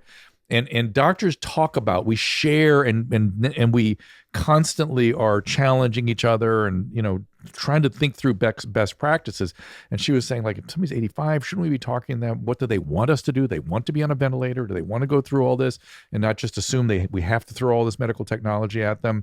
She was just talking about it. Yeah. People freaked out. Really? And the point is, though, that we have to think about all these things. I'm always out there going, I agree with Dr. Fauci, whatever he says we're going to do. But Dr. Fauci, do we have to shut everything down? Isn't that excessive? Isn't that a little too much? I mean, you're still we got numbers that are looking pretty good right now. Can people go to a restaurant? So those kinds of, and then we are, of course, like you mentioned, we talked about, those dogs are amazing. They're brand new too. Aren't The fucking moron one is. Is that the dumbest fucking dog I've ever owned? One? Yeah. It's the dumbest fucking dog I've ever owned in my life. But at the beginning of this conversation, we talked about how doctors share information and so, we're constantly challenging each other, And I like a person like her that challenges an end of life conversation, because it's not a conversation anyone wants to have. No, and it's stuff. And I actually, I actually under my breath, I wasn't going to have this conversation publicly, but I was looking at the data on all the deaths in the United States. So like 90, 90, 90, 90, and I went, Jesus, we don't put 90-year-olds on ventilators routinely. We just don't do that because it's considered torture. It's considered like cruel because they're not really unlikely to make it once you put somebody like that on a ventilator. And I thought, wow, weird that we're doing that in this case. And I just thought that. And then she was going straight at it like, we got to have these conversations and maybe they don't want it. And so. Well, then it gets to a point where what age? In the 90s, if you're in your 90s and you get put on a ventilator, it's not looking good. My Nana's 99. Yeah. And we were most people see we are encouraged in normal times, not when it's like this, to talk to people about that and to discourage them from going into these situations where they're not likely to get out, but likely to suffer a lot. Really? Yeah. So that's sort of common talk in internal medicine. It's not being had in this crisis. And we're just going to do it. We're going to go to the mat with everybody. And I kind of understand that because this is a reversible thing. We know what it is. It's not like there's any mystery about what's going on. And we can get people through. Let's try. So what's our timeline look like? Like I have dates booked in July and June. I think in June we're going to be in pretty good shape. I would love to hear that. Yeah. I'd be shocked if we're not. Yeah. I'll be shocked if we're not feeling more optimistic. Maybe not the end of next week, but the beginning of the following week. Really? Yeah.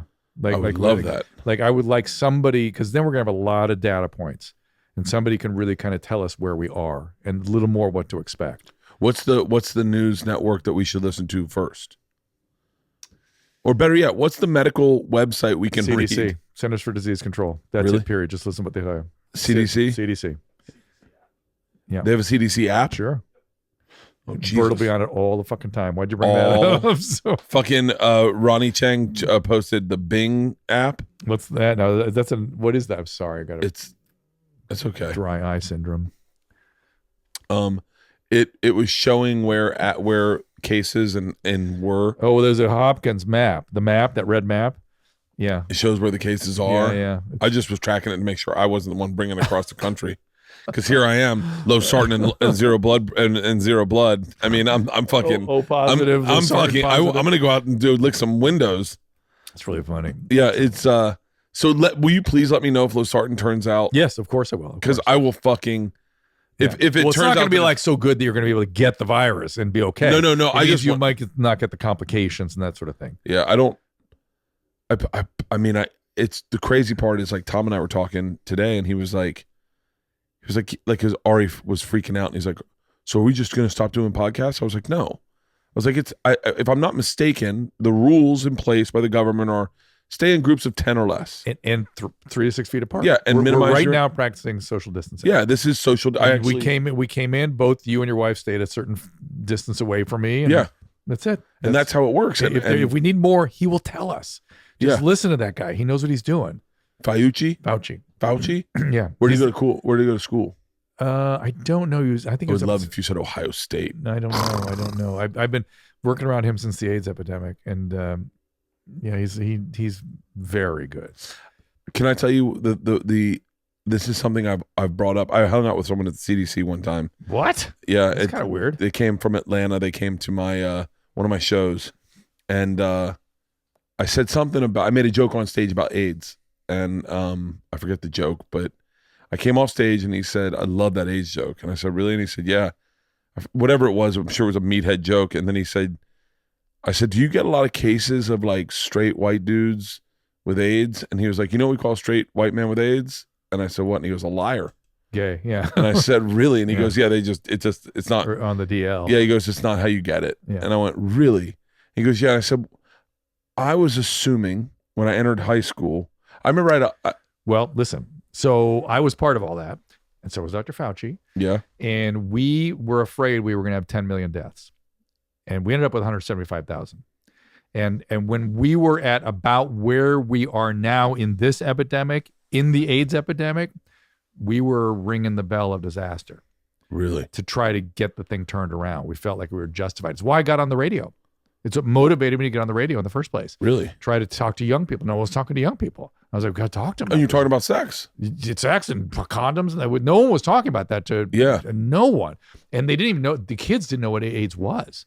And so we scared the shit out of a whole generation. Oh, yeah. That's why they say these Gen Xers are being more safe than the millennials or the baby boomers. Yeah. Because I think because we got scared with AIDS. Yes. And so I'm wondering, are we doing the same thing with this virus? I hope so. Right? Wouldn't that be great? I hope so. Turns out that it has a much much lower outcome than. Oh, I would love that. Yeah. Right. I would love that. And that's, again, that could happen. And so then it's appropriate for us to have conversations about the press needs to shut up. Are closing all the businesses the right thing to do? Do no harm, guys. We're supposed to, every intervention we make, we could do harm. So we got to weigh out the risk benefit analysis. Yeah. And we are hurting people economically, and that harm could be big. Let's see if we can mitigate that a little bit and not cause another outbreak. That's, I'm sure, where Fauci's head's at right now. And so I'm hoping he'll start talking about numbers. Like, if we're here, we can get out of this in this number of weeks. Yeah. And, I think we're going to start hearing that kind of language. I heard a radio guy was doing a press tour yesterday. A radio guy, I won't say his name, said, "Is it worth it?" And I said, "What?" And he goes, "The economic depression for the old people." And I went, "It is for me because my parents are 72. Yeah. Like, I wouldn't frame it that way. That's too cold. I was like, Jesus, man. Because, by the way, it is. All my dad's friends that I love, I would fucking lose. I mean, we could see, what I hated was the pushing of the doomsday disasters. 1 million dead, 150 sick, 1 million dead, 150 million sick. Stop it. We don't need to hear that. 2 days ago, that was in the New York Times. Give me a break.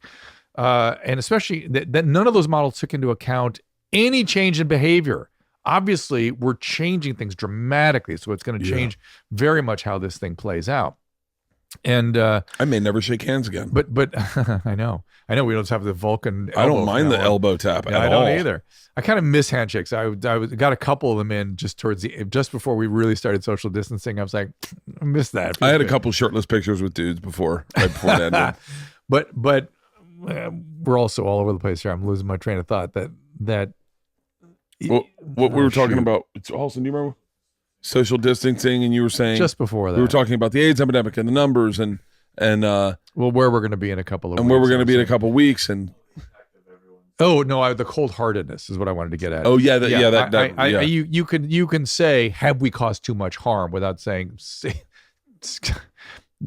rescue old people versus harm. We're talking, look, a lot of young people would die too if we let this thing spiral. A lot. Let's be fair. So look, we're trying to keep everybody, as many people as possible, safe. Disproportionately, yes, the elder folks will be kept safe as well.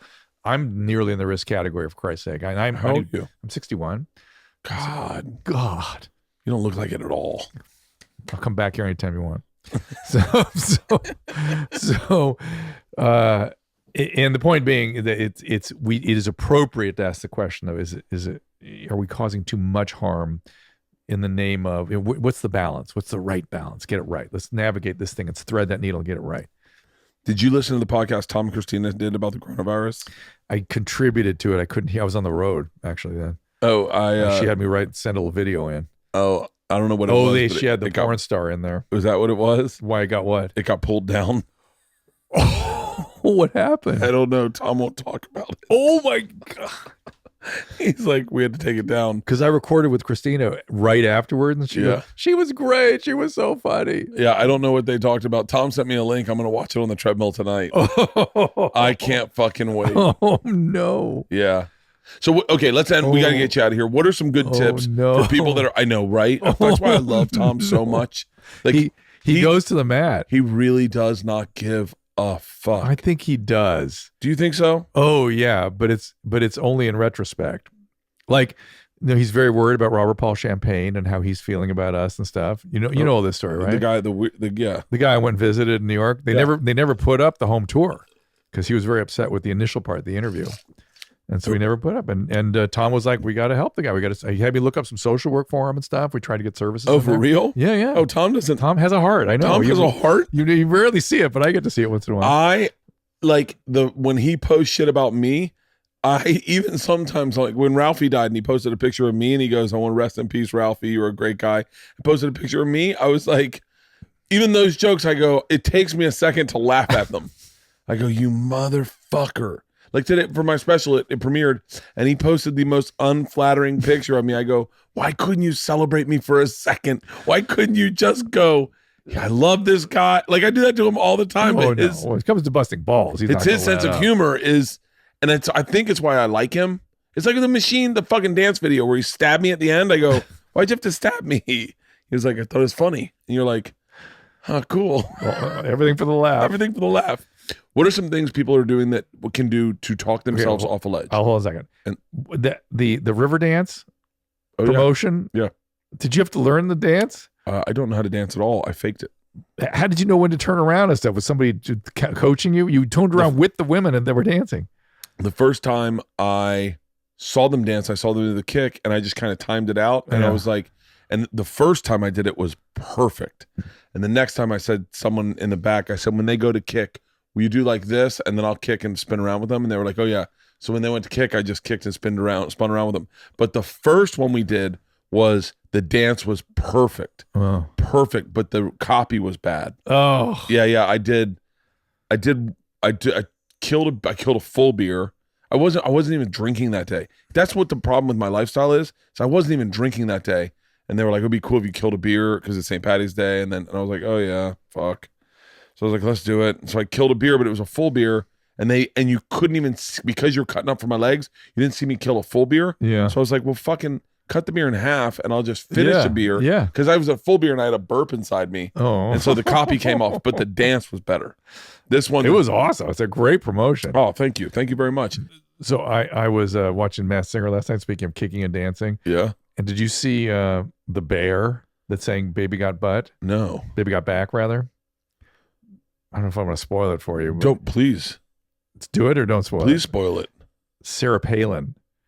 It was the most entertaining television I've ever seen. Are you serious? And my wife starts laughing hysterically. And she goes, she needs to run for president. I was like, oh, yeah. I was like, she goes, everybody would vote for her now. You need to watch this. I'm going to watch it. Is it online, do you think? I'm sure, probably. I've always found the her reveal. Sexy. What? Oh, she's very attractive. I totally agree. Very attractive. But this was, her performance was pretty over the top. And then they never play, at the end you sing your song, you take the head off and then you sing your song. And they usually play a couple of notes as they go out to credits. Yeah. They did the whole thing, her whole song. Really? Again. Oh, I got to see it. It was over the top. It was sensational. Oh. I liked her credibility. I've always liked her. I mean, I'm not. Have you met her? No, I don't necessarily agree with her politically, that's for sure. But I always admired her and the idea that, she was sitting at the boards of a hockey rink and went, I should take on these oil companies. I should be governor, and then did it. I mean, that's badass. Oh, I think she's so fucking hot. Yeah, I've always thought she was so hot. Yeah. And when we went to Alaska, everyone fucking loves her in Alaska. Oh, is that she's right? like their person. Oh, is that right? Oh yeah, and these guys were someone said something about her daughter, like on our cruise, said something about her daughter, and these guys got protective. They're like, yo, we know her. I had her on Teen Mom for a little while. Really? Yeah, she was on Teen Mom with the boyfriend was named like Dakota, something is Dakota, right? Really a cool dude. Really? A veteran with bad PTSD. I really liked that guy. And she pulled out. What's the Palin's daughter's name? Shoot. Anyway, she pulled out, and I was like, I like working with that kid. Dakota, really? Yeah. Dakota, is he the one that reached out and tried to fight Dan Bilzerian? I don't know. See if type in Dakota, Dan Bilzerian. Crystal Palin. Bristol? Yeah. Bristol Palin, right, Bristol Palin. Is she they have a lot of kids up there, huh? I wouldn't mind that lifestyle.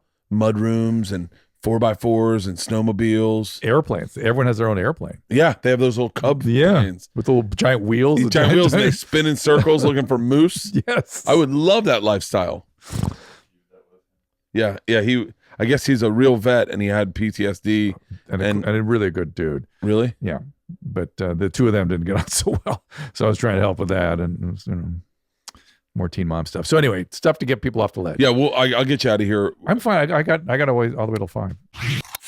This podcast is also brought to you by cigar.com. How much does it suck being stuck at home with all the stress? To me, nothing would be better than getting a quality cigar delivered right to my front door and relax from all the craziness. Enter cigar.com. Simply put, it is the home for cigar enthusiasts. The largest selection with over 1,400 brands like Ashton, Cohiba, Monte Cristo, and so many more. And the best prices with over 50 million cigars in the inventory. They are incredible. Latest and greatest boutique blends, hard to find items. The only major online retailer with rare and vintage and pre-embargo tobacco. Sample from mellow to medium to full body, and really dedicated enthusiasts. They have the Cigar of the Month Club, where the experts hand select from different blends for home delivery with the special member saving, or just buy what you want when you want it. It's entirely up to you. You can even sign up to receive daily deals via emails. I mean, talk about convenience. You can shop by brand, by price, by origin, by sample set, and sale items. Not sure what to choose? Well, they have an in-house expert that can help. There's something for everyone. They've been in the business for almost 25 years and provide top-notch service. I love Jaime Garcia. I love my father's cigar. And I love a very hard-to-find cigar. It's Padron 7000s. You hop on there. It's so easily. Just sit back, take a break from all the craziness with a cigar. At the end of a day, it does not get better. And you now can do that from cigar.com. And right now, for a limited time, they have a great 15% off deal on any order of $99 or more, plus free shipping. All you have to do is go to cigar.com. That's their website, and check out their special offer and use this code. The promo code's Bertcast. All you have to do is go to the website, cigar.com. Get this special offer and use our promo code Bertcast. That's cigar.com, no S, cigar.com, and use the promo code Bertcast. Like, what like? I'm just happy I didn't cry because I'm getting talking about all these entertaining things to getting my mind off these. Yeah. Well, I'm so upset all the time now. Really? Ugh. Yeah. So I'm on the ledge too a bit. I'm not on the ledge so much as I'm on what you call tenterhooks. You know, I'm like, ugh. Yeah. I've just been very much like, you know, it's funny, if I don't leave the house, I'm fine. But if I leave the house, I come back with anxiety. Yeah. And I go, that's really not healthy. Like, I don't want to turn into that person. Yeah, and this situation is not healthy, right? Is sort of almost no way to make it good. I told you earlier that leaning in, one of the pieces of advice that I see the opportunity for evolution for all of us here in this, right? We talked a little bit about that. A little bit, yeah. We're seeing more telemedicine done now. Technology is being deployed to interact with our elderly parents. Technology is being used to keep people educated in school, keep the classes going. A lot of interesting things are underway. The government is stepping up in a ton of ways. There's technology is developing around how to respond to a disaster. I mean, you know, how California is building out hospital beds and creating resources. These are all incredible evolutions. But this is also an opportunity for us individually each to evolve, right? And so one of the things I was advocating for people is, if you're an anxious person like you and me, lean in. Now's the time to lean in. Lean into it and see what resources you have internally to get control of yourself and do that and stay focused on what you need to do. I mean, for what? Well, not drinking is a good one, right? Oh, yeah, for me, it's going to the hospital if I got to go. I'm going in. I'm leaning into it, and my anxiety be damned. And even though I feel shitty because it's something in the vapors, and I'm driven to distraction by the press and their horrible language. It's funny that was what bothers me the most. Is they're driving people into deeper anxiety and dread that I may not be able to help them out of. Right? That's sort of what troubles me. I think that is the underlying thing, is that they're driving people into such anxiety and dread that it is affecting more people than the virus. Definitely. Yes, and then we're hopeless and we're helpless, and we don't attend to things that we should, and then when it comes time to work, we're going to be paralyzed. I mean, it's not good. It's not good. We don't need to be like this. We should be exercising, we should be sleeping right, we should be eating right, we should be focusing on our family, really reprioritizing our values. It kind of makes everything kind of come into focus a little bit, doesn't it? Yeah. Oh, and my values, I became very like, fucking, what I got here is what I got here, and let's here, focus. You mean here? Like in this? No, in this family. Yeah. Like, it makes you prioritize. I cooked a brisket and I cut a bunch of it up and I sent it to my sisters. I sent it to my buddy. There you go. I sent it to friends, and going like, that's the stuff. Like, and that made me feel really great. That is it's so service and giving and retrenching with people that are important to us. I'm strange. I look forward to coming in here and talking to you. I really did, because this and you did relieve me a lot of the time from sort of the weird misery I'm in. Right? It's such a weird time to. Yeah. It's a weird time to be in your head. Well, I personally, I feel like I'm taking the whole country and going, okay, hold on. Just kind of you got this. And we're going to be fine. I feel like I'm like holding up a wall that's starting to crumble. Yeah. And there's the press on the other side, like with a big hammer. Just it doesn't banging on the help wall. us if they're comfortable. Right. They don't listen if they're not scared. It's like, no, just we got this. Don't look at that language. What do you think about those spring breakers in Florida, though? There was a couple of days of screwballs in denial. That stopped. It stopped. Everybody's entitled to come to this whole thing requires adjustments of behavior, right? Yeah. And not everyone, we didn't go from a week ago, we were not imagining we'd be here. Now, right? It evolved. That was 1 week ago. Like, think about that. That was week ago. I was on a plane and I was being careful what I touched and that kind of thing. I was being very, very, very careful, but I didn't imagine I'd be stuck at home and nobody out. I was in New Orleans. What was today's Thursday, right? Wednesday? Yeah. What day? Thursday. Today's Thursday? Yeah. For real? Yeah. I was in a plane. I was in New Orleans. I was driving back from New Orleans to LA. Yeah. And it was just, and I was like, I literally said to myself, I'm going to party my dick off this entire time and not let the voices fuck with me. And I'm going to drink them away. And then when I get home, I'm done. That is what I always encourage you to do, isn't it? Yeah. You always said, Bert, drink as hard as you can. I tell you what I'm not waking up with in the morning is that dread of like, bro, I am giving myself pancreatic cancer. Like, you need to slow the fuck down. You want to know what's put me in a hole? We were watching Patrick Swayze, and we're all just talking about a badass he was. Oh, no. And then I was like, man, whatever. How does a guy like that die? And they go, he was a drinker. And I went, what? And I'm like, yeah, he was a drinker, man. Drinker and smoker. Never stopped. Old Texas boy. I would say the smoking is more of the pancreatic cancer. Than really? Yeah. Fuck. Thank God I don't smoke. I quit smoking weed and cigars, but I did that months out. When I first heard about this virus, I was like, I take that back. I probably smoked weed a couple times, but when we were in New York, we went to a Knicks game, then a Rangers game, and at the Knicks game, that was the first time we heard about this virus, and then we were like, we should be fine. Just use hand sanitizer, and we're like, okay, and we did. We kept our hands clean, but they fucking put me up on the big screen.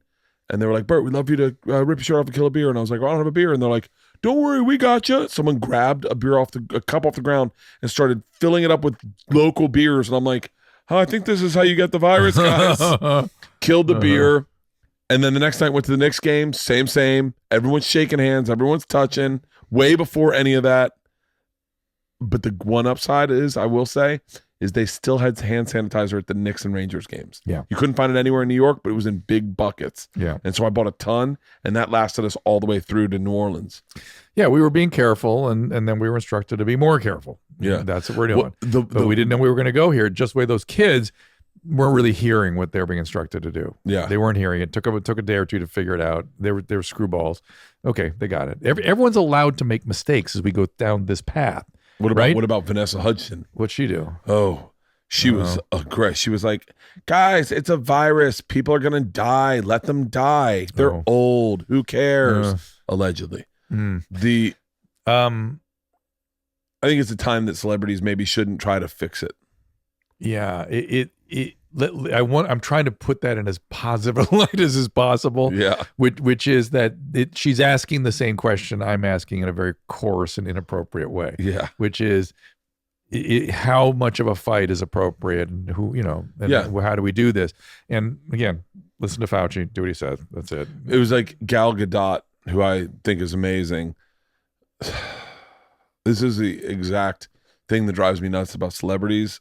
Is they did a song where they sang Imagine with her. I saw that. 40 celebrities. Yeah. And you're like, hey, that doesn't really do anything. I know. Like, other than serve your little virtue signaling, you're a great person. Yeah, the virtue signaling is really, I hope that's over. Like, my fear was some of the restrictiveness of New York and San Francisco and Los Angeles was each leader saying, I can be more restrictive. I'm virtue signaling. Really? I can, because first the CDC says 50 and then LA goes 10. It's 10. Yeah, 10 weeks. It's like, no, 10 people. 10 Yeah. people. And it's like, why? They said 50. The guy whose job it is said 50. Why are you at 10?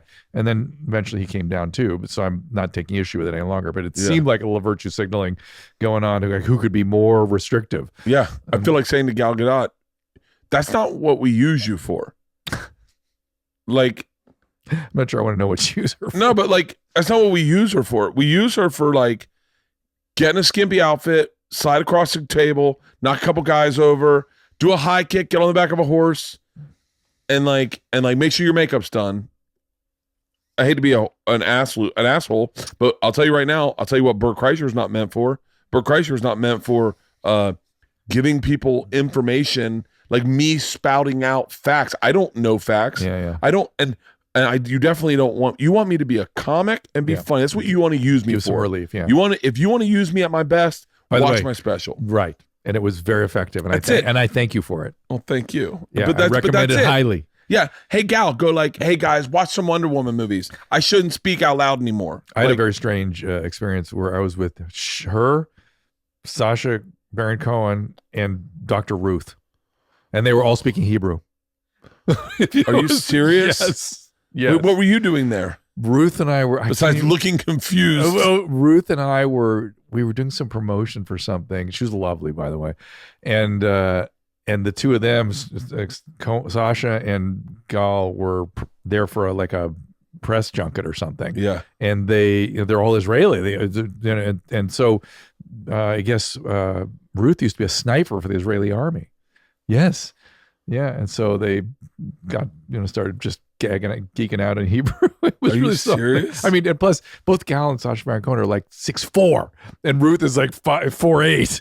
It was the funniest thing I've ever seen. God, yeah, that video was just so exhausting. Yeah, I was watching. I didn't listen to it. Even, I was gonna do one with all the comedians where we sang the ABCs. So we just went through and went A, B, it's good. C, D, and then, but no one wanted to do it because Sarah's in the video. We didn't want to make fun of Sarah. Oh. Sarah's fucking. We hold Sarah up because we love her, and she's one of those. She's one of those Hollywood types, but she's still one of us, and so. I don't see her as a Hollywood type. I've known her for a long time. She's one of those. She is one of those like. She hasn't changed. She's changed a lot. Really? I think. I mean, I don't know her that well. I shouldn't say she's changed, but she's one of the people that sometimes. This is a hard thing to say because I would never want to be critical of Sarah. I love Sarah. I think, and I barely know her. Yeah. She's always been very, very, very, very, very sweet to me. But sometimes it's and it happens a lot. And I'm not going to name. I shouldn't even say it to anything. I will just say I think Sarah's brilliant. But here it comes. I think she's brilliant. I think she's hilarious. And sometimes the comedy is like not the most important thing to her. It's like maybe the social message or well, a lot of people speaking out or right. Being Well, a lot of voice. people are going that way these days. Yeah, a lot of people are going that way, and it's not my favorite way to go. And by the way, some of my friends are doing it. Yeah. Some of my best friends are doing it, and I get it, but it's just not my favorite thing. Oh, speaking of your friends, does Rogan have any feelings about that epidemiologist that came on his show and gave the doomsday scenarios? That got everybody panicked more than anything, and I don't blame Joe for that at all because he was just asking questions. Yeah, Joe's just listening. Yeah, that guy. That was a very problematic. Oh, that guy was like, "Fuck washing your hands, you're dead." Yeah, it just that day I watched people like go nuts. Oh, that day I went nuts. That's the day I went nuts. Yeah. So does he have any? Is he commenting on that? I haven't even talked to Joe about it. It'd be really interesting to hear his point of view because I think Joe. I think Joe probably. I think he's friends with one of Joe's friends. Like there are a few of those guys. But if I were Joe, I'd be pissed. Really, I'd be pissed that the guy used his show to not it's sort of dishonest to give a doomsday scenario and then not talk about the criteria and the assumptions and the modeling he's using, and he was presenting it as fact, right? Wasn't he? It was. I mean, it was for me. I received it as fact. Yeah, and I didn't actually hear it that all the way through. It scared me so bad that it upset me too much. I was like, that's not going to happen. It's not going to happen. It's not the way you're describing it. Even if that many people get sick, it's not going to happen like this. We don't allow that to happen in U.S. healthcare. This is the thing that no one factors in. We are so responsive. We're so resilient. We're so innovative. All the crazy data where the U.S. healthcare ranks the lowest. Watch in something like this. Watch. We're number one. Really? Get a situation like this under control. Someone said that to me. We got this shit. I was talking to somebody the other day and I was like, because he was sort of extrapolating out stuff again. I said, I have 30 years of experience in this system. I have faith in my fears. I have faith in the system. You've not been in it. You don't know how it responds. I know exactly how this is going to go. What did that guy do for a living? Did he work for the CDC? I can't remember. He was like a biologist or something? Or? I think he was an epidemiologist. I don't even know what the epidemiologists are the ones that keep putting out the doomsday stuff. And then that Imperial College of London keeps pumping out doomsday data. That is so irresponsible. Oh my God. And then the press reports it on the front pages every day. Yeah. Oh my God. I sat up in bed on the tour bus when I was like, oh, cool. Joe's got this guy on. This will calm me down. Yeah. The exact opposite. I spun out hard. I spun out hard. The kind of. But see how horrible that is. That's not fair to you. That's destructive. That guy should have been thinking. I wonder if I'll harm anybody by putting this out here. I think I don't think he's one of those guys that thinks he didn't come off as a guy that thought about anything other than the math in front of him. Like biology does not follow. It's not linear. It's like clouds. It's probabilities, and there's so many different things change, so many assumptions. Your beginning assumptions you have to constantly reassess because it's not this. It's always it's amorphous. I sat up in the corner of my bed. You ever have a panic attack where you go, how do I get out of here? I can't get out of here. There's no getting out of here. And I was on the bus and I was like, I got up. It was like probably 4 a.m. and we had all called it quits. That's alcohol withdrawal. And I've had that too. Yeah. The kind of sweats where it smells like piss. And you go, I got up and I went into back into desperation is we were driving. Desperation is a withdrawal symptom. Desperation? Mm-hmm. I gotta go. That's desperation. Yeah, but it's also panic. I've had it in panic more. Yeah. Okay. Like legit panic where you're like, never associated with coming off alcohol. No. Right. No. My coming off alcohol is not what I think the average person's is. Mine is just I don't feel good. I'm hungover. I gotta pull it back. Yeah. Like I don't really have like withdrawals way I think other people would. I don't drink as much as when I'm on the road. I start drinking after the show. So I drink late night. So sensitive to alcohol as I've gotten older. It's like bizarre. Really? Like I'm trying to do this keto diet. Yeah. And you can't drink wine on. You have to drink like vodka or bourbon or something. So I'll drink yeah. like one shot of bourbon, like over an evening, and I'll wake up at 3 a.m. with a bzz. It's the weirdest thing. The weirdest thing. I have a plan when I come off the road. Like Sunday, I took a 0.5 milligram of Xanax on Sunday, a 1/4 milligram on Xanax on Monday. You use all this Xanax. Oh, it's for me. It allows me to get through the first night's sleep and go, I can take today on. And then if I take the day on, I work out. I feel good. Using Xanax every night? No, I do 0.5 milligram, then a 1/4 milligram, and then I'm off. Okay. And so it's like a way to re-enter. That's fine. Okay. Yeah, I don't use it. Although I'll probably use it tonight now. But because of what we're talking about? No, because of fucking Leanne. Uh-oh. What's really going on there? It's you both look guilty when you walked out from behind the wall when I came in today. Oh no, it's the fact that fucking she it's me. It's definitely me. It's not her. It's me. It's that I don't have an adult's brain. I don't have an adult's brain. Like I look at it and I go, we have X amount of dollars in the bank, right? Yeah. This remodel is going to cost X amount of dollars. Yeah. And then I just go fatalistic and we have X amount of dollars in this house and our overhead's X amount of dollars. Now we don't have to worry about money for X amount of months, but at the end of X amount of months, we should worry about it. Yeah. By the way, we are in such a better position than so many Americans right now. Oh my God. However, but it's stress, but you're also in an uncertain situation. I'm uncertain because I don't know when I know the road will pick up. I don't know if the road will be what it was. I don't know what the landscape's going to look like. If Americans are going to go, hey, we're not coming out to see shows. And I don't know, and so I can't imagine that. I feel like I can't imagine they are either. But you wait to get out, get and do stuff. I agree, but you also realize that you remember every touring act it's going to go out. Is going to go out at the exact same time. Yeah. And so you go, I wonder if some of the venues will be closed down because they can't get back up. So there might be lesser venues. There's a lot of and I say to her, I said my thing today to her was I'm cool with it. I think we'll be fine. But my fear is just we didn't expect to see this virus show up and shut down our economy. What if it reboots again in November? It could. And it shuts down our economy again, and then we're out all this money. And what if this is our new reality? And that's where my brain goes. What if this is our new reality? All the way to catastrophe. Yeah, I watched Day After Tomorrow, the Jake Gyllenhaal movie where the planet moves or whatever. Yeah. And I remember watching that and going, that would never happen. Now I watch it and I go, so that's a possibility. Like that's a real possibility. The Earth shifts. Yeah, like an asteroid hits or something. Yeah, Black Twitter's telling me that all this coronavirus is only to distract us from a fucking asteroid that's about to hit us. I heard it. I heard that. It's so good. I love it. And I was like, I wish. Yeah, so money's not going to mean anything. I just need to have guns. There are lines around the block getting guns. That's crazy. These ninnies don't even know it takes 12 days to get a fucking gun. Well, it was interesting. In your stand-up, there was so much gun talk. It was so timely because people are thinking about that. Yeah. Oh yeah, I didn't even think about that. Yeah. I got a 6 sex and gun bit right back to back. Yeah. And by the way, though, I wondered about some of the things you say about Isla. Don't even get me started. Okay, what's happening? No, nothing.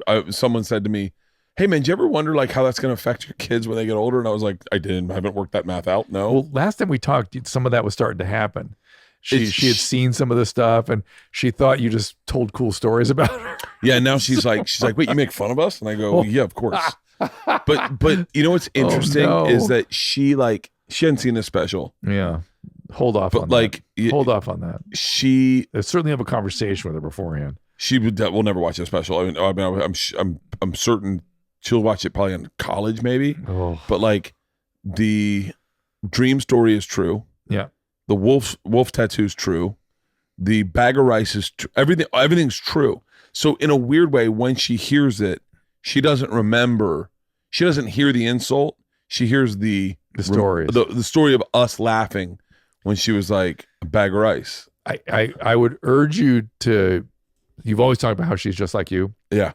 When you use insulting language, make sure you're in on it. You're part of the insult. Oh, yeah, the object of the insult. It's a little late for that, Drew. I know. I was thinking that the other day. What are you going to do? That would help you a little bit. Yeah, but you know what? I don't want to sell it.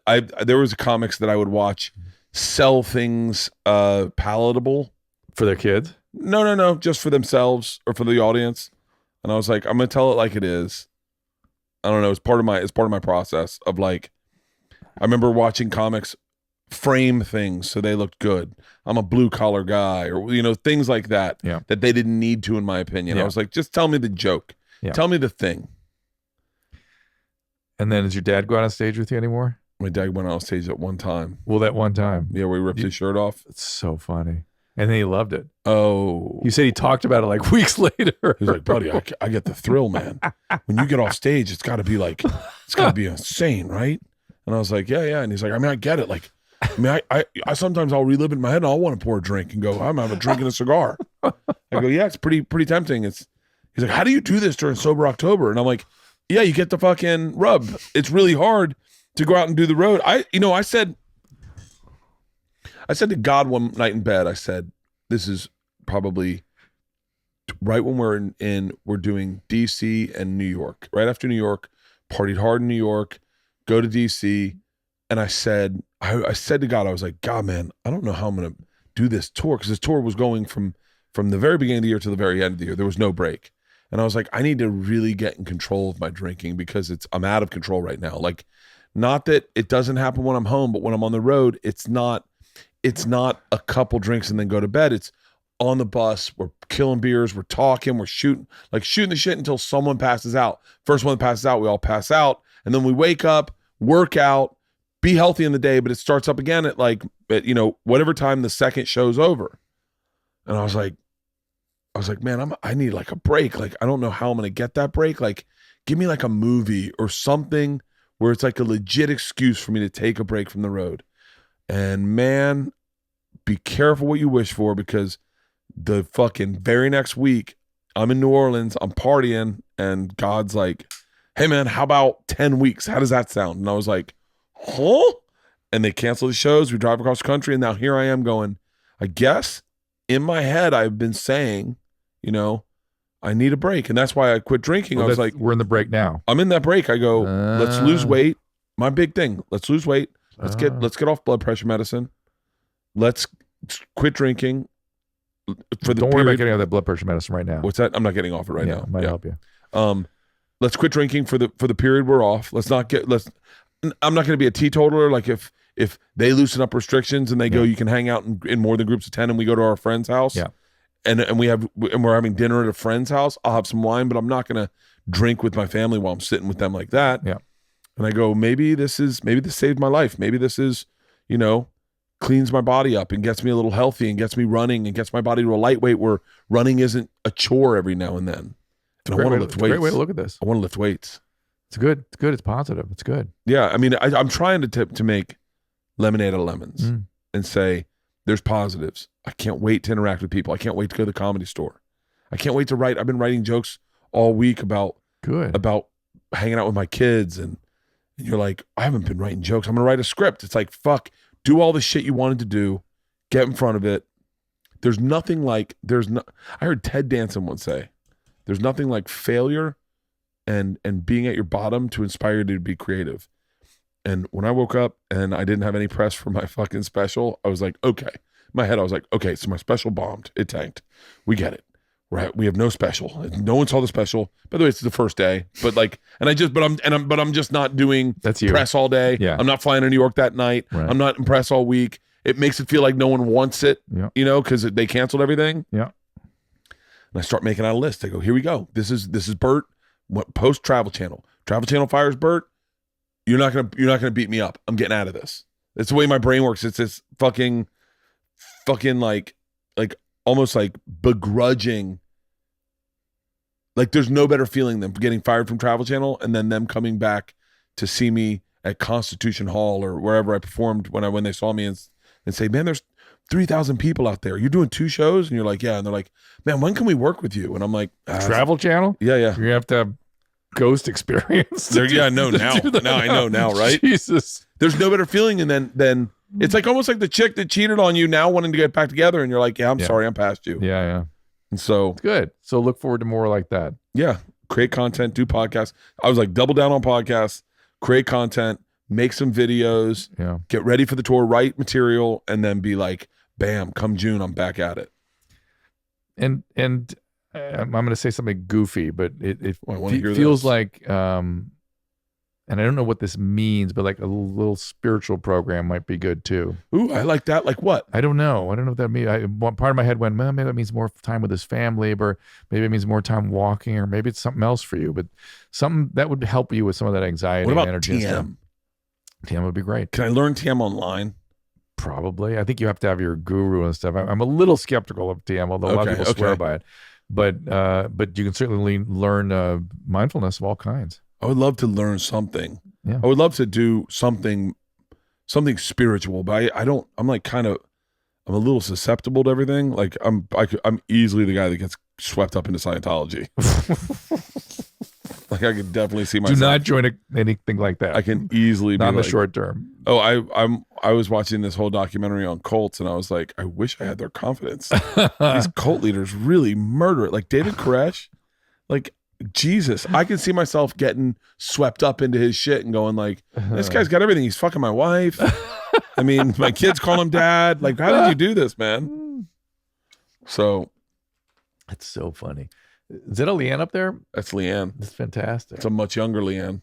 How dare you? I told Leanne, she's like, she keeps telling people she's 50 to get ready for 50. Yeah. And I was like, you can do that as long as you tell everyone he's 47. I'm almost 50, but he's 47. I was like, then you can do that. I was going to play golf during this time, play a lot of golf, but I feel like that's not a cool thing to do. Isn't that crazy? Yeah, like I would agree with you on that. In my head, I go, weird. It feels like I'm hoping that one of the things that comes of this is like economic inequality somehow lessens or something. Yeah, like people get together more or something, and people understand. Like I was like, I said to Tom, I said we should be careful about saying this to our fans on Two Bears One Cave. I said, be careful about what you put on Instagram. Like while you're in your sequestered and you're having fun with your family, some people are in panic. Oh yeah. And so don't go and be like, you know what? We're taking off to the beach this weekend. No. We got a beach house and we're going to, I know some celebrities that just straight up fucking bounced and went to their lake house in Ontario and you're like, I would never tell anyone about that. No. Because join me in the hospital. We'll go do some work. Yeah. Lean into the socialist. These are but the same people that are so socially, they're so socially conscious that now's the time. Yeah. Step up. Yeah. You do that one person at a time. You give service. You don't just talk about it. You do something. And I told Tom this. I said the best thing we are good at is comedy. The best thing we can do is double down on podcasts. Yeah. I was like, me and you, we're like two gay lovers who are married. Now listen, we know we can get dudes on the side, but we got to promise that we'll be faithful with each other and not be around other people so that we can keep making love. Yeah. and I go, and then that's not destabilize the primary relationship. Yeah, I go, that's what we're good at is if we get together and we do podcasts, then we're good at that. And then that allows the person that's fucking like, God damn it, man, I'm in my house again. Give them a little more content, just get their mind off it. I agree. I like I said, watching your special, just hanging out, helpful for me.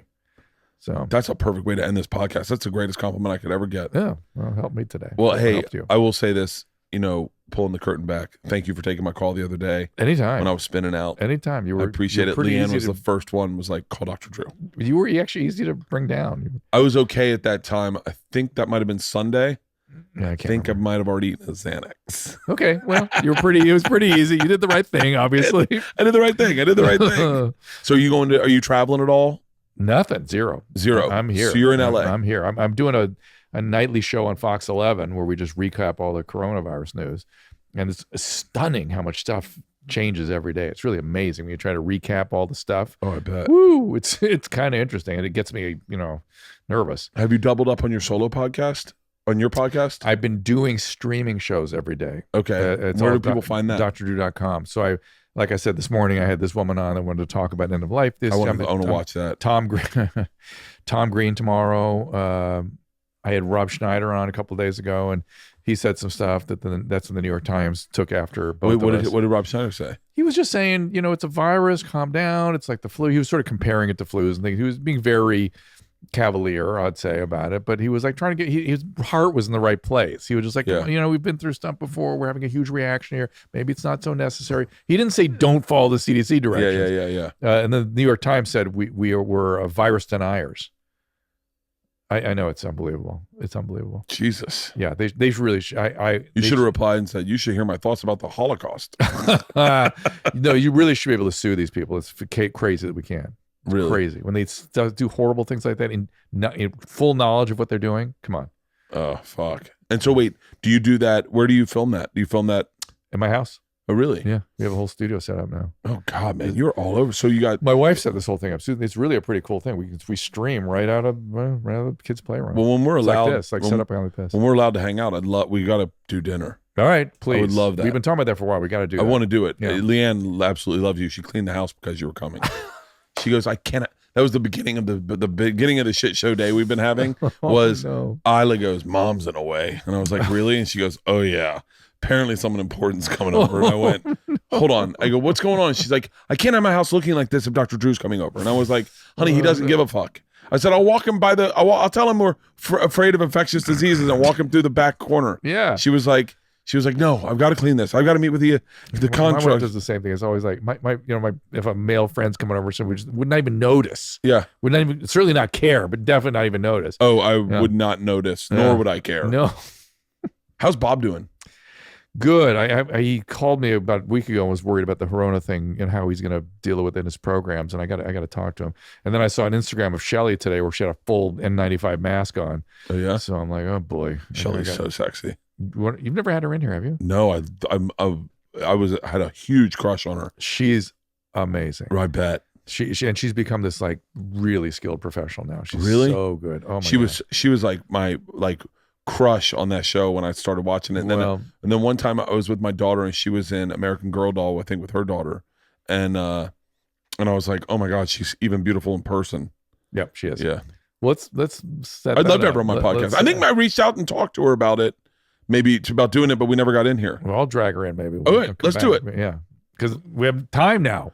Hey, let's do this stuff. I got nothing but time. I'll text you. We'll figure out a time. All right. Next week. Hey, Drew, thank you for doing this. Pleasure. Man. Anytime. Fuck yeah.